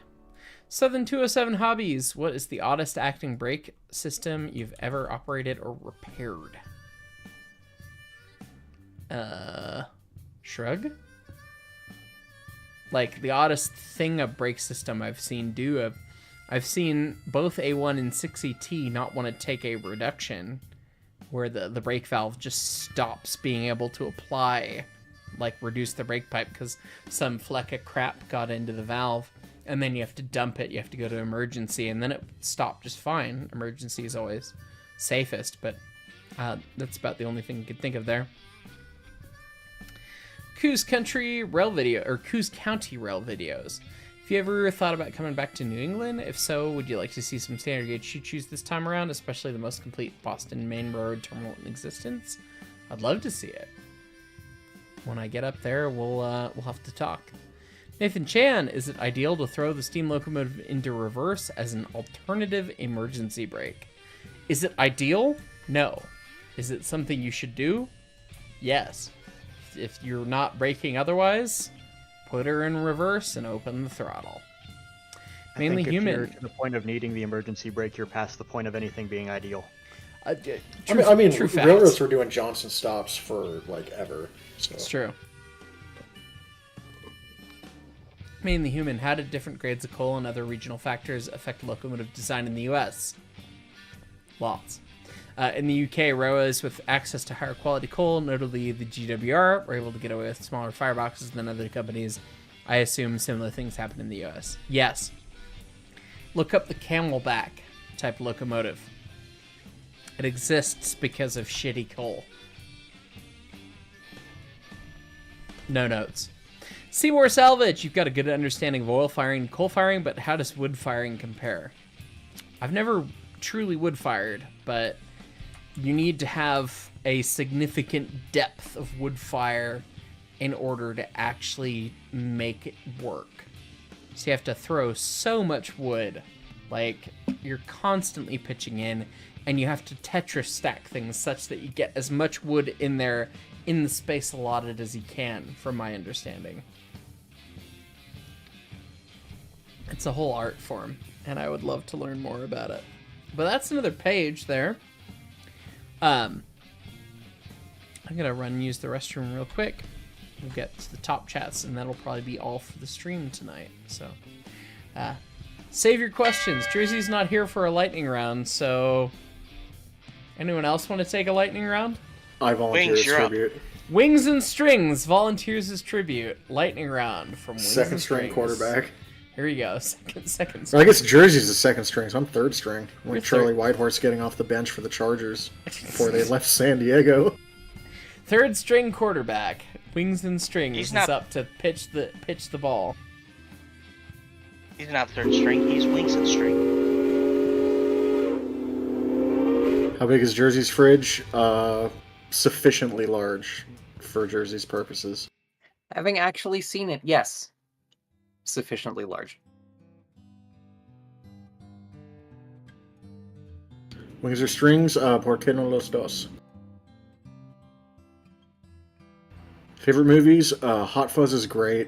What We Do in the Shadows is also good. 1917 is a very pensive, technically impressive film. Fuck, what else is good? Road to Perdition is a weird one where it's like, the film is meh, but the soundtrack is excellent. Have you seen the spin-off of What We Do in the Shadows? The TV show, I haven't. I've only seen the movie. Wellington Paranormal, it's such a shitty TV show, but it's shitty and, like, it's shitty enough that it's good. Strat or Les Paul? I don't play electric, really, so I aesthetically like the Les Paul, but whichever one sounds best for your purposes is right for you. How easy is it to steal Jersey's fridge? I don't know, I'm not a thief. Not very. Would Burnham and Run consider doing bluegrass songs covers in the future? We've already done at least a couple. The only requirement is that it has to be like a public domain fiddle tune. It can't be something copyrighted. Opinion on the Litchfield Railroad? I do not have one.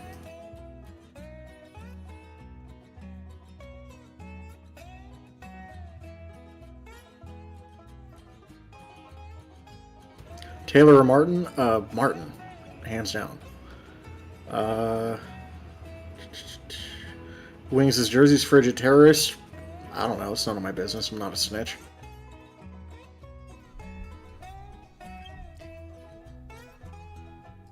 How did are there any features of British locomotives you wished American engines had more often? Inside cylinders, screw reversers, etc.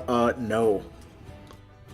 How we've been to the moon. I trust our engines. How did we have Wings lightning round, and we're still talking about Jersey's fridge?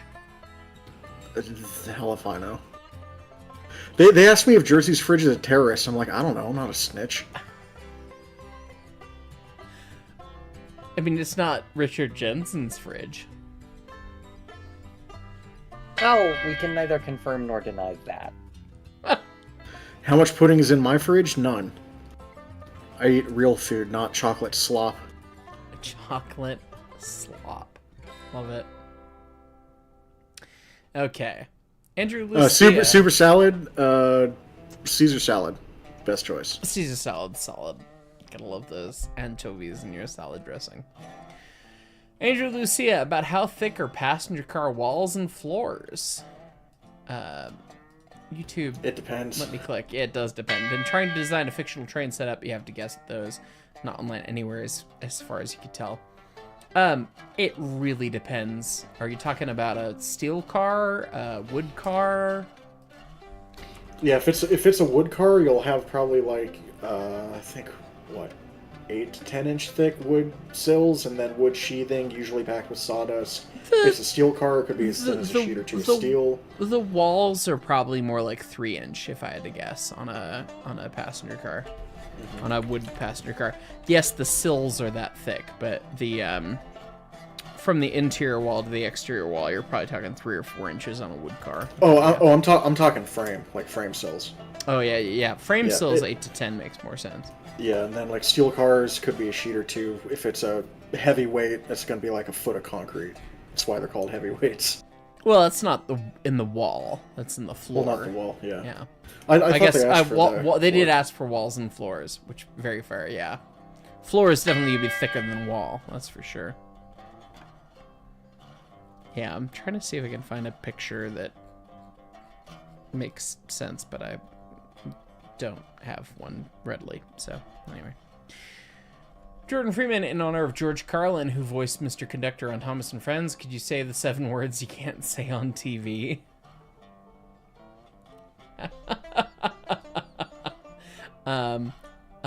It put the sound effects from SpongeBob here, I guess. 7 words you can't say on TV. They're probably fuck, shit, damn. Fuck, shit, piss, cocksucker, motherfucker. Well, but those are combinations, those latter ones. Yeah, but that's what he said. Do I really need to be the one to say this? Because I know the exact line. If you do it. Shit, piss, fuck, cunt, cocksucker, motherfucker, and tits. There you go. Thanks to Wings and Strings. It's funny. 84 where you bet there's a lot of splinters involved too, probably. Joey the Cat, which of the mainline excursions engines do you look forward to see the most? Do I just need to point? That one. I want to see that one again. My mom gave me, for Christmas, she gave me a photo album that I made when I was in the 8th grade, which, this is going to date me, it was in 2009. So I'm a child to some of you. I'm ancient to some of you. But some of the pictures and a lot of the theming was daylight themed because favorite choo-choo. Standard gauge, at least. But in 2007, I asked my teacher to skip school to watch 844 and 4449 double head. And I got to see it from PFM, Pacific Fast Mail. Thems. That blue box is made by those people. And there's some pictures of the doubleheader there, and it was just like, yeah. And that was the last time I saw that thing run. It's 2007. I haven't seen the 49 run since, and that's an important choo-choo. I like that choo-choo a lot. So I look forward to that one. I do want to see other ones. Like, I want to see 611. I've never seen 611 run. I've seen it static. 3001 is going to be amazing when it does. 844 is going to be awesome when it comes back at some point. Side note, Ed Dickens literally has been messaging me randomly all day today, which is fantastic and wonderful. But literally just like checks phone. Ed Dickens wants to talk to me. Oh, I was wrong about the big boy and he wants to correct me. Great. Love that. Super funny. But yeah. Yes, Corey, T1's could be cool when they get it done. Sometime in the next 10 years, probably. Yeah. Oh, Glenn Holland. He disappeared. Gotta go, but I'll see you next month in Massachusetts. Still gotta find time for Emperor of the North conductor's commentary. We'll have to do it in January. Oh, she's here for me to tell him that. But yeah, if you're going to Amherst, the big train show, I will be there. Poof. Come say hi. I'll try and have merch or something. I don't know. Yeah. Anyway. Dear Slay and Redneck, hey Hyce, you found a photo of Obbs Ford Rio Grande MOW trucks. Thought you would find them neat. Was wondering how to send them to you. Email them to me at the channel email listed in the channel description, the about on the channel, or shoot them to me on Discord at Hyce. Thank you. Charles Aaron Malay, you're on a crafting hubris that involves looking for railroad themed fabric. Stumbled on a quilt panel, big fabric picture of 493. If it had been 491, I'd felt obligated to make your quilt, but alas. That's funny. Evil Graph 775, what's the thing about Jersey's fridge? Beats me. I have no bloody idea what they're on about. Bentendo 64, in Colorado, how many miles would a section crew be in charge of on tougher sections? Crawford Notch area of the MC Mountain Dev, it was 4. You know, I don't know. We could take a look real quick though and kind of figure it out. I guess the easy way to do that is just look at the Rio Grande and like pull up the miles between section houses. That's what I'm pulling up right now. Although I try to pull it, there it is. I want to pull up this one singular image, Coombrace and Toltec. How dare you? So we want like Sublet, Osier. Where's the next one? I guess Coombrace had one as well. Yes, Coombrace had one for sure. Maybe this is gonna pull up full size. Wow, great. Yeah, so Antonito, duh. Bighorn had one. Sublet had one. Osier, Coombrace. I think the next one's Chama, right? Probably Chama, from between Chama and Coombrace, yeah. So that's 15 miles there. Coombrace to Osier is less. Probably 7 miles if I had to guess. Oh wow, this map is entirely not to scale because fucking Osier to Sublette. It's like a Mark Davis fun map for Disneyland. Yeah, Osier to Sublette is way longer than that. It's funny. But yeah, I mean, suffice it to say, maybe, 15 miles on the long end, I guess.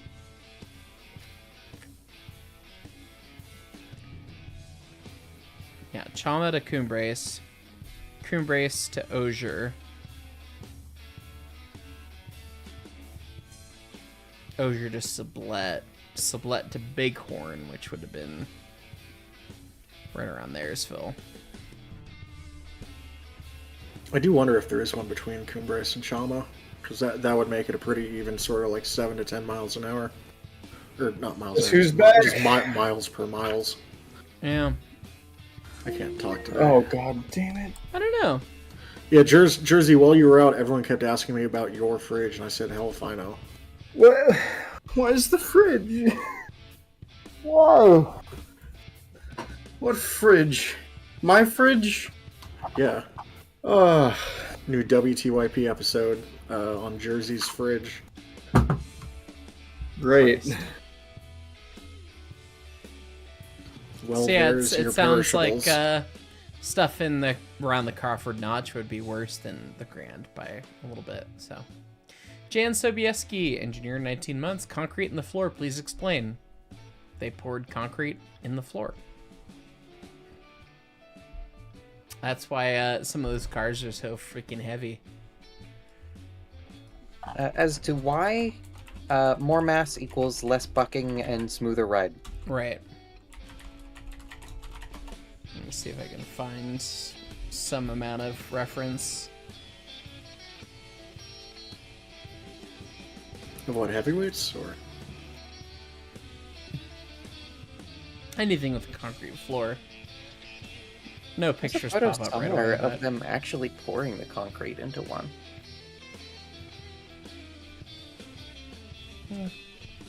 I find it funny how someone's now mentioning my water heater being the thing to worry about because it blew up the other week. Oh, fuck.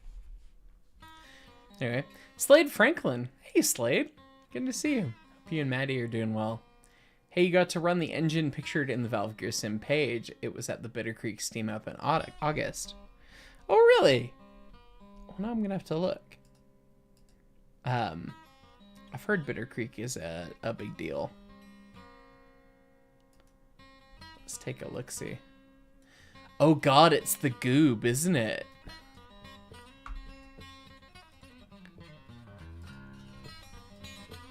No, is that... No, it's not the Goob. It's just a 480. It's just a Mastodon. Wait, what about the Goob? It's not the Goob. Where, what?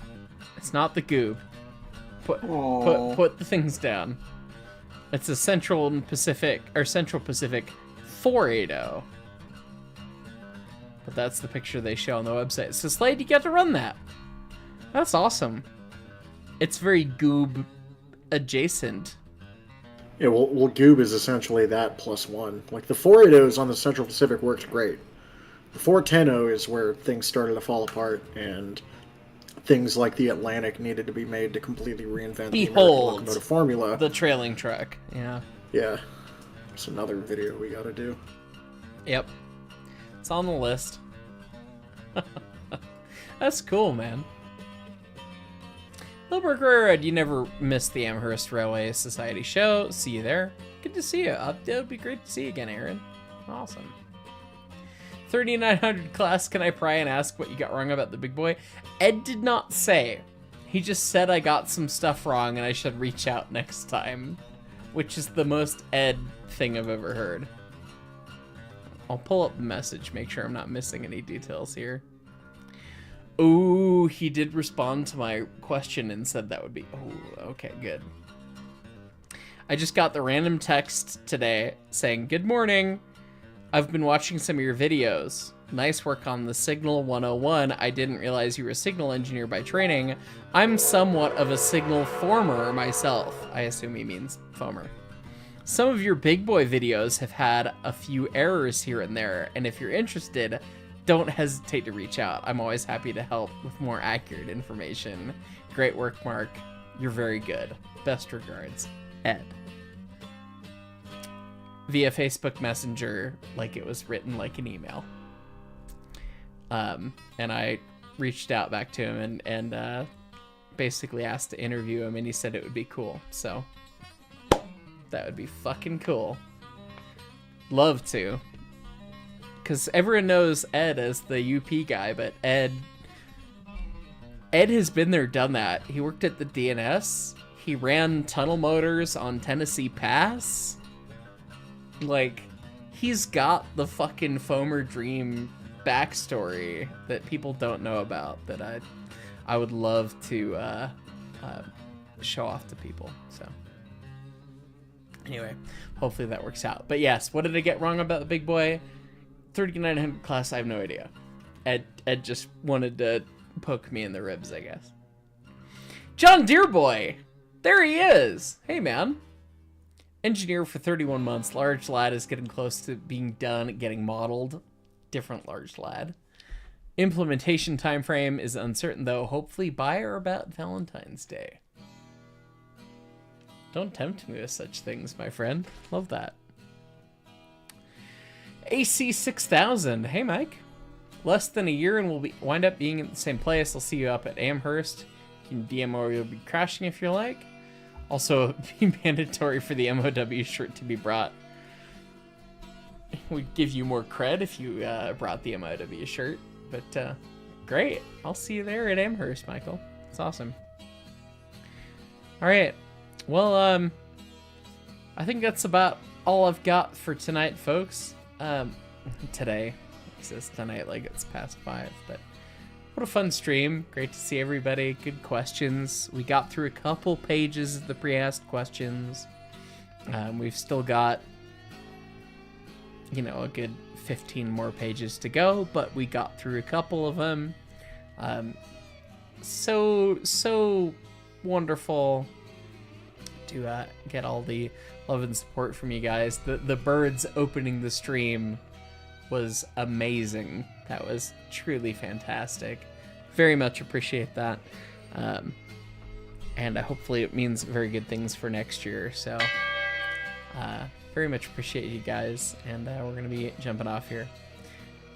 It's a silent H in Amherst? Is it Amherst? Sounds weird. Amherst? Is that correct? According to Millbrook Railroad? I've always heard Amherst. I've always heard Amherst with an emphasis on the H. Christ on a bike, guys. We're trying to get out of here. 94 Chevy. Last word, LOL. You're not the last word. Evil Graph, best one you've cut at work. Love that. And then Steam Fan Scott and Court Fred gifting 50 memberships, the both of them. So we gotta run 2 sets of birds here. If anyone else wants to make the chat green, now's your chance. We're gonna be getting out of here.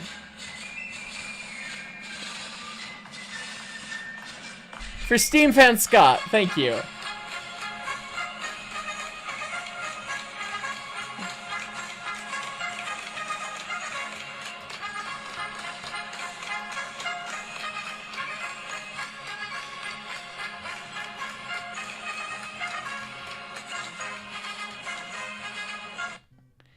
And now one for Court Fred.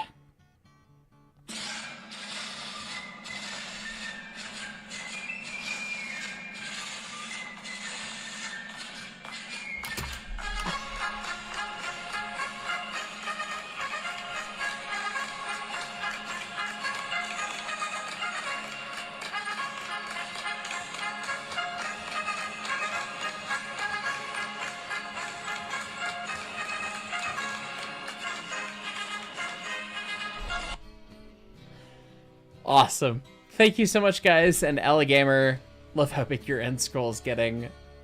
It's amazing, and I love it every time. I appreciate you guys so much. T12 Productions gifting 10 memberships as well. Thank you so much, my friend. And Rabbit Squirrel, so bird was the word then. Well, the bird. The bird was the word. Bird. Yes. 84. Now I have the last word, Chevy. Ha ha!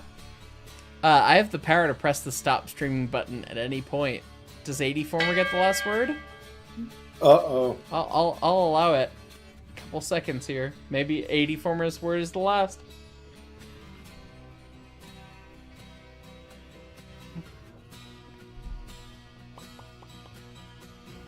Y'all about to end the stream. Y'all about to end the stream with the mad dash of a bidding war. Corey Gibson with no. Evil Graph 775 with no yes. Alligator with no. Right. You know when you place your max bid on something on eBay and then like in the last 4 seconds 50 bids come in? That's kind of what's going on here. Your stream is now an eBay auction. I guess so. Dear Mass Cannon. Nope. Oh, we didn't share any of the Hellbot videos. Wait, hold on. I said I was gonna show the Hellbot video, but people didn't want it. People didn't ask for it. There's so many. Oh my god, there's so many people saying nope. Flooded Steam, T12, Bentendo, Sean J, Charles Aaron Malay, Steve Van Scott, Corey Gibson.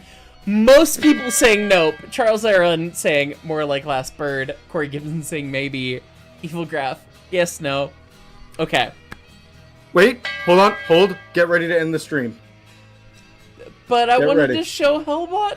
Okay, play the Hellbot. Play the Hellbot. You know. Jersey, that if you're trying to get the last one, that's insider trading, and I will report you to these. Sean Dearboy. You think that Sean matters? Dearboy, I win. LOL. The $100 is convincing. It's very convincing. Christ. Play the music. Hellbot. We did talk about this. I'm sorry to have jumped the gun. I forgot about activities. So chill on the last word thing. We can pick these things up in a minute. Sean J with the $1. Thank you. A person 723. When do I plan to do the next Montezuma Monday? We're probably gonna do a different end of year stream tomorrow. I think 3/4 show is gonna play Unrailed 2. It might be me and Brett and Ellis and maybe not Leighton. We're trying to see exactly what it's gonna turn into. Maybe one of you fine folk who was here in the MOW recording. But anyway, we're probably gonna play that tomorrow night for celebration of end of year. So Montezuma Mondays will resume next month. Next week. Next year. I'm basically taking off from doing 4 videos a week next year. I don't know how many videos I'm gonna do a week. I don't know what I'm gonna scale back a fair bit. Also, if you're on the ES&DT, either late tonight or tomorrow for possible session. We'll see. I want to try and keep those consistent. We'll see. So, yeah. Person 720. Yeah. Clouds 2914. SP 2914. Instagram chat. Does a heart mean yes? Maybe. It means I read it. Corey Gibson. Me. Yes, you. And then Wobble B. Welcome to the Fireman. Okay. All right. I'm gonna have to see which of these videos... Oh, can I edit this? This video is sideways, which is not ideal.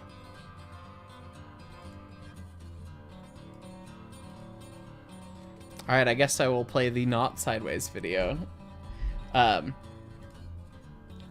We went and played with Hellbot, and it was delightful, and it was like riding a bike. What? So...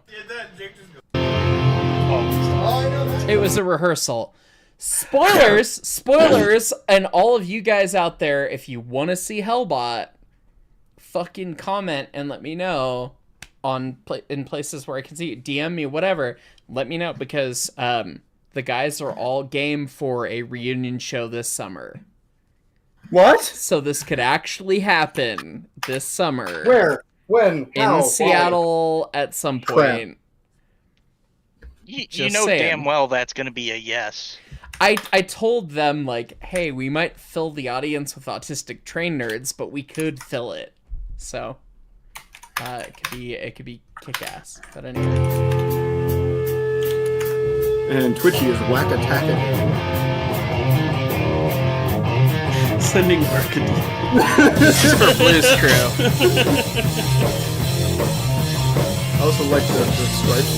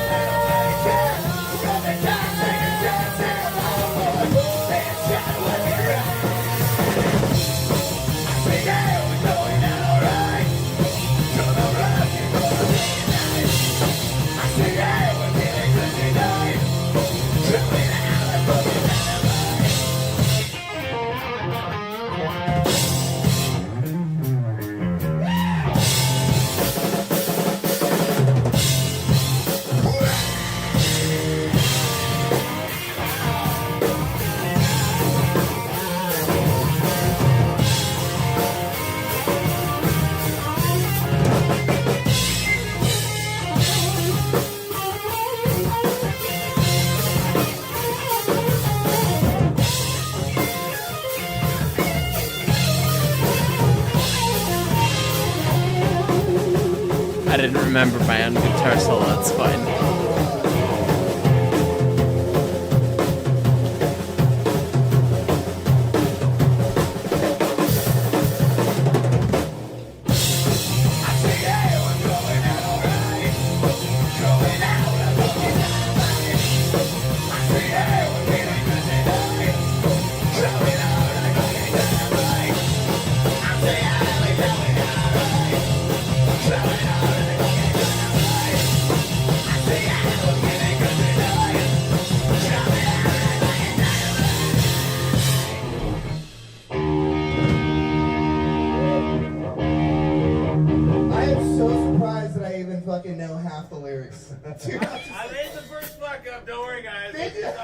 I got about halfway through that guitar solo and went, oh shit. Your pride and shit.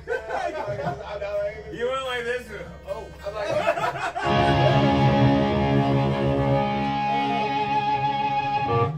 yeah, he's like over here, he's like, so get off the ferry. 10 minutes away, he's like, fuck! It took me approximately 20 minutes to remember how to set my pedal board up. The Hellbot pedal board is a problem.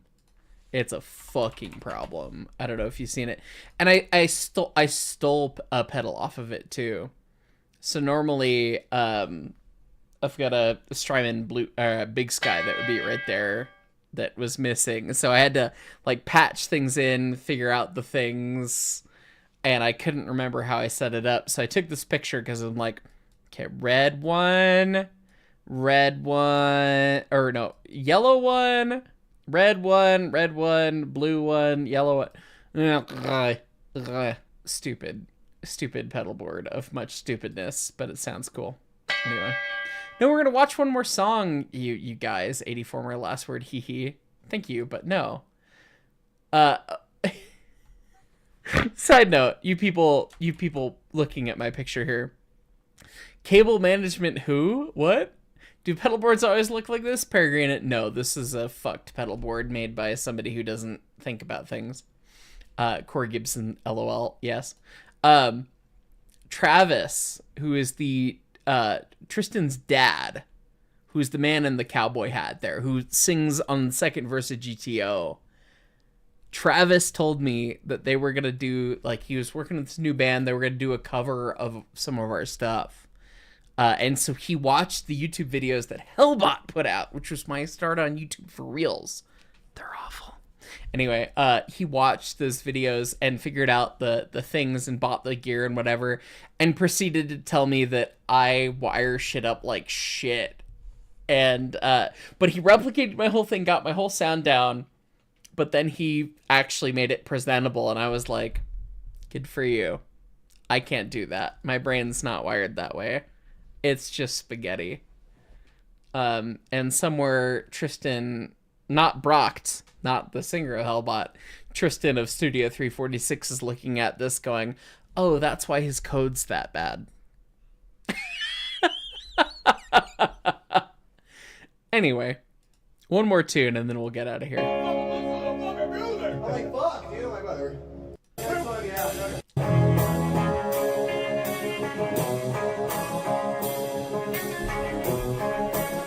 There's gonna be some weird credits here.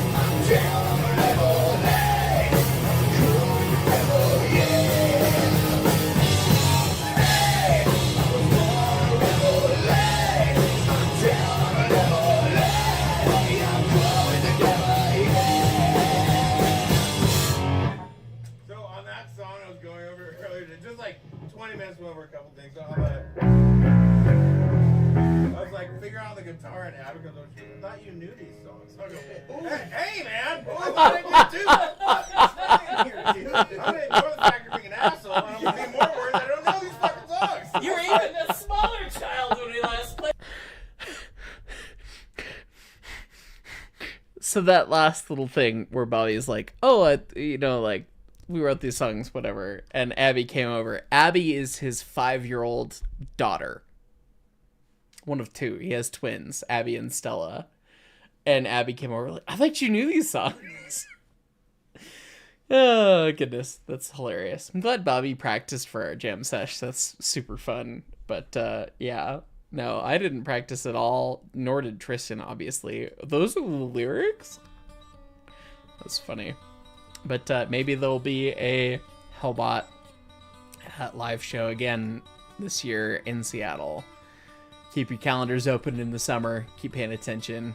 I hope we can do that. That'd be super fun. Seeing some comments in chat. Mountain Scout Rails, have ever thought about doing a music video with the museum or work out with the trains? I've done 2. Check the channel. Look through. There's at least 2 that are just music and stuff. But yeah, Dear Freddy Birdman US tour. I wish it was easy and simple to tour. I've never toured. They all have. Tristan tours with his new rock band all the time. I was like, hey, I'm gonna have to be up in the PNW in July to grab that whistle and go to Train Mountain and stuff, and was like, oh, we could do it then. And Tristan's like, no, I'm gonna be on tour in England with my band. And it's like, wow, look at you. It's funny. But anyway, love those guys. It was so fun to get to play with them again. And thank you guys for supporting, and thank you guys for joining us for Office Hours. The last one of 2024. Evil Graph 775. Last words, no, not quite. The Toon Train. Hey, Mark. Hope you're having a good day. Does Toon Train get it? We'll see. We'll see. We'll see. Anyone else? Jersey Central, I'm disinclined to acquiesce to your request. Yep, that's it. There she is. Good night, everybody.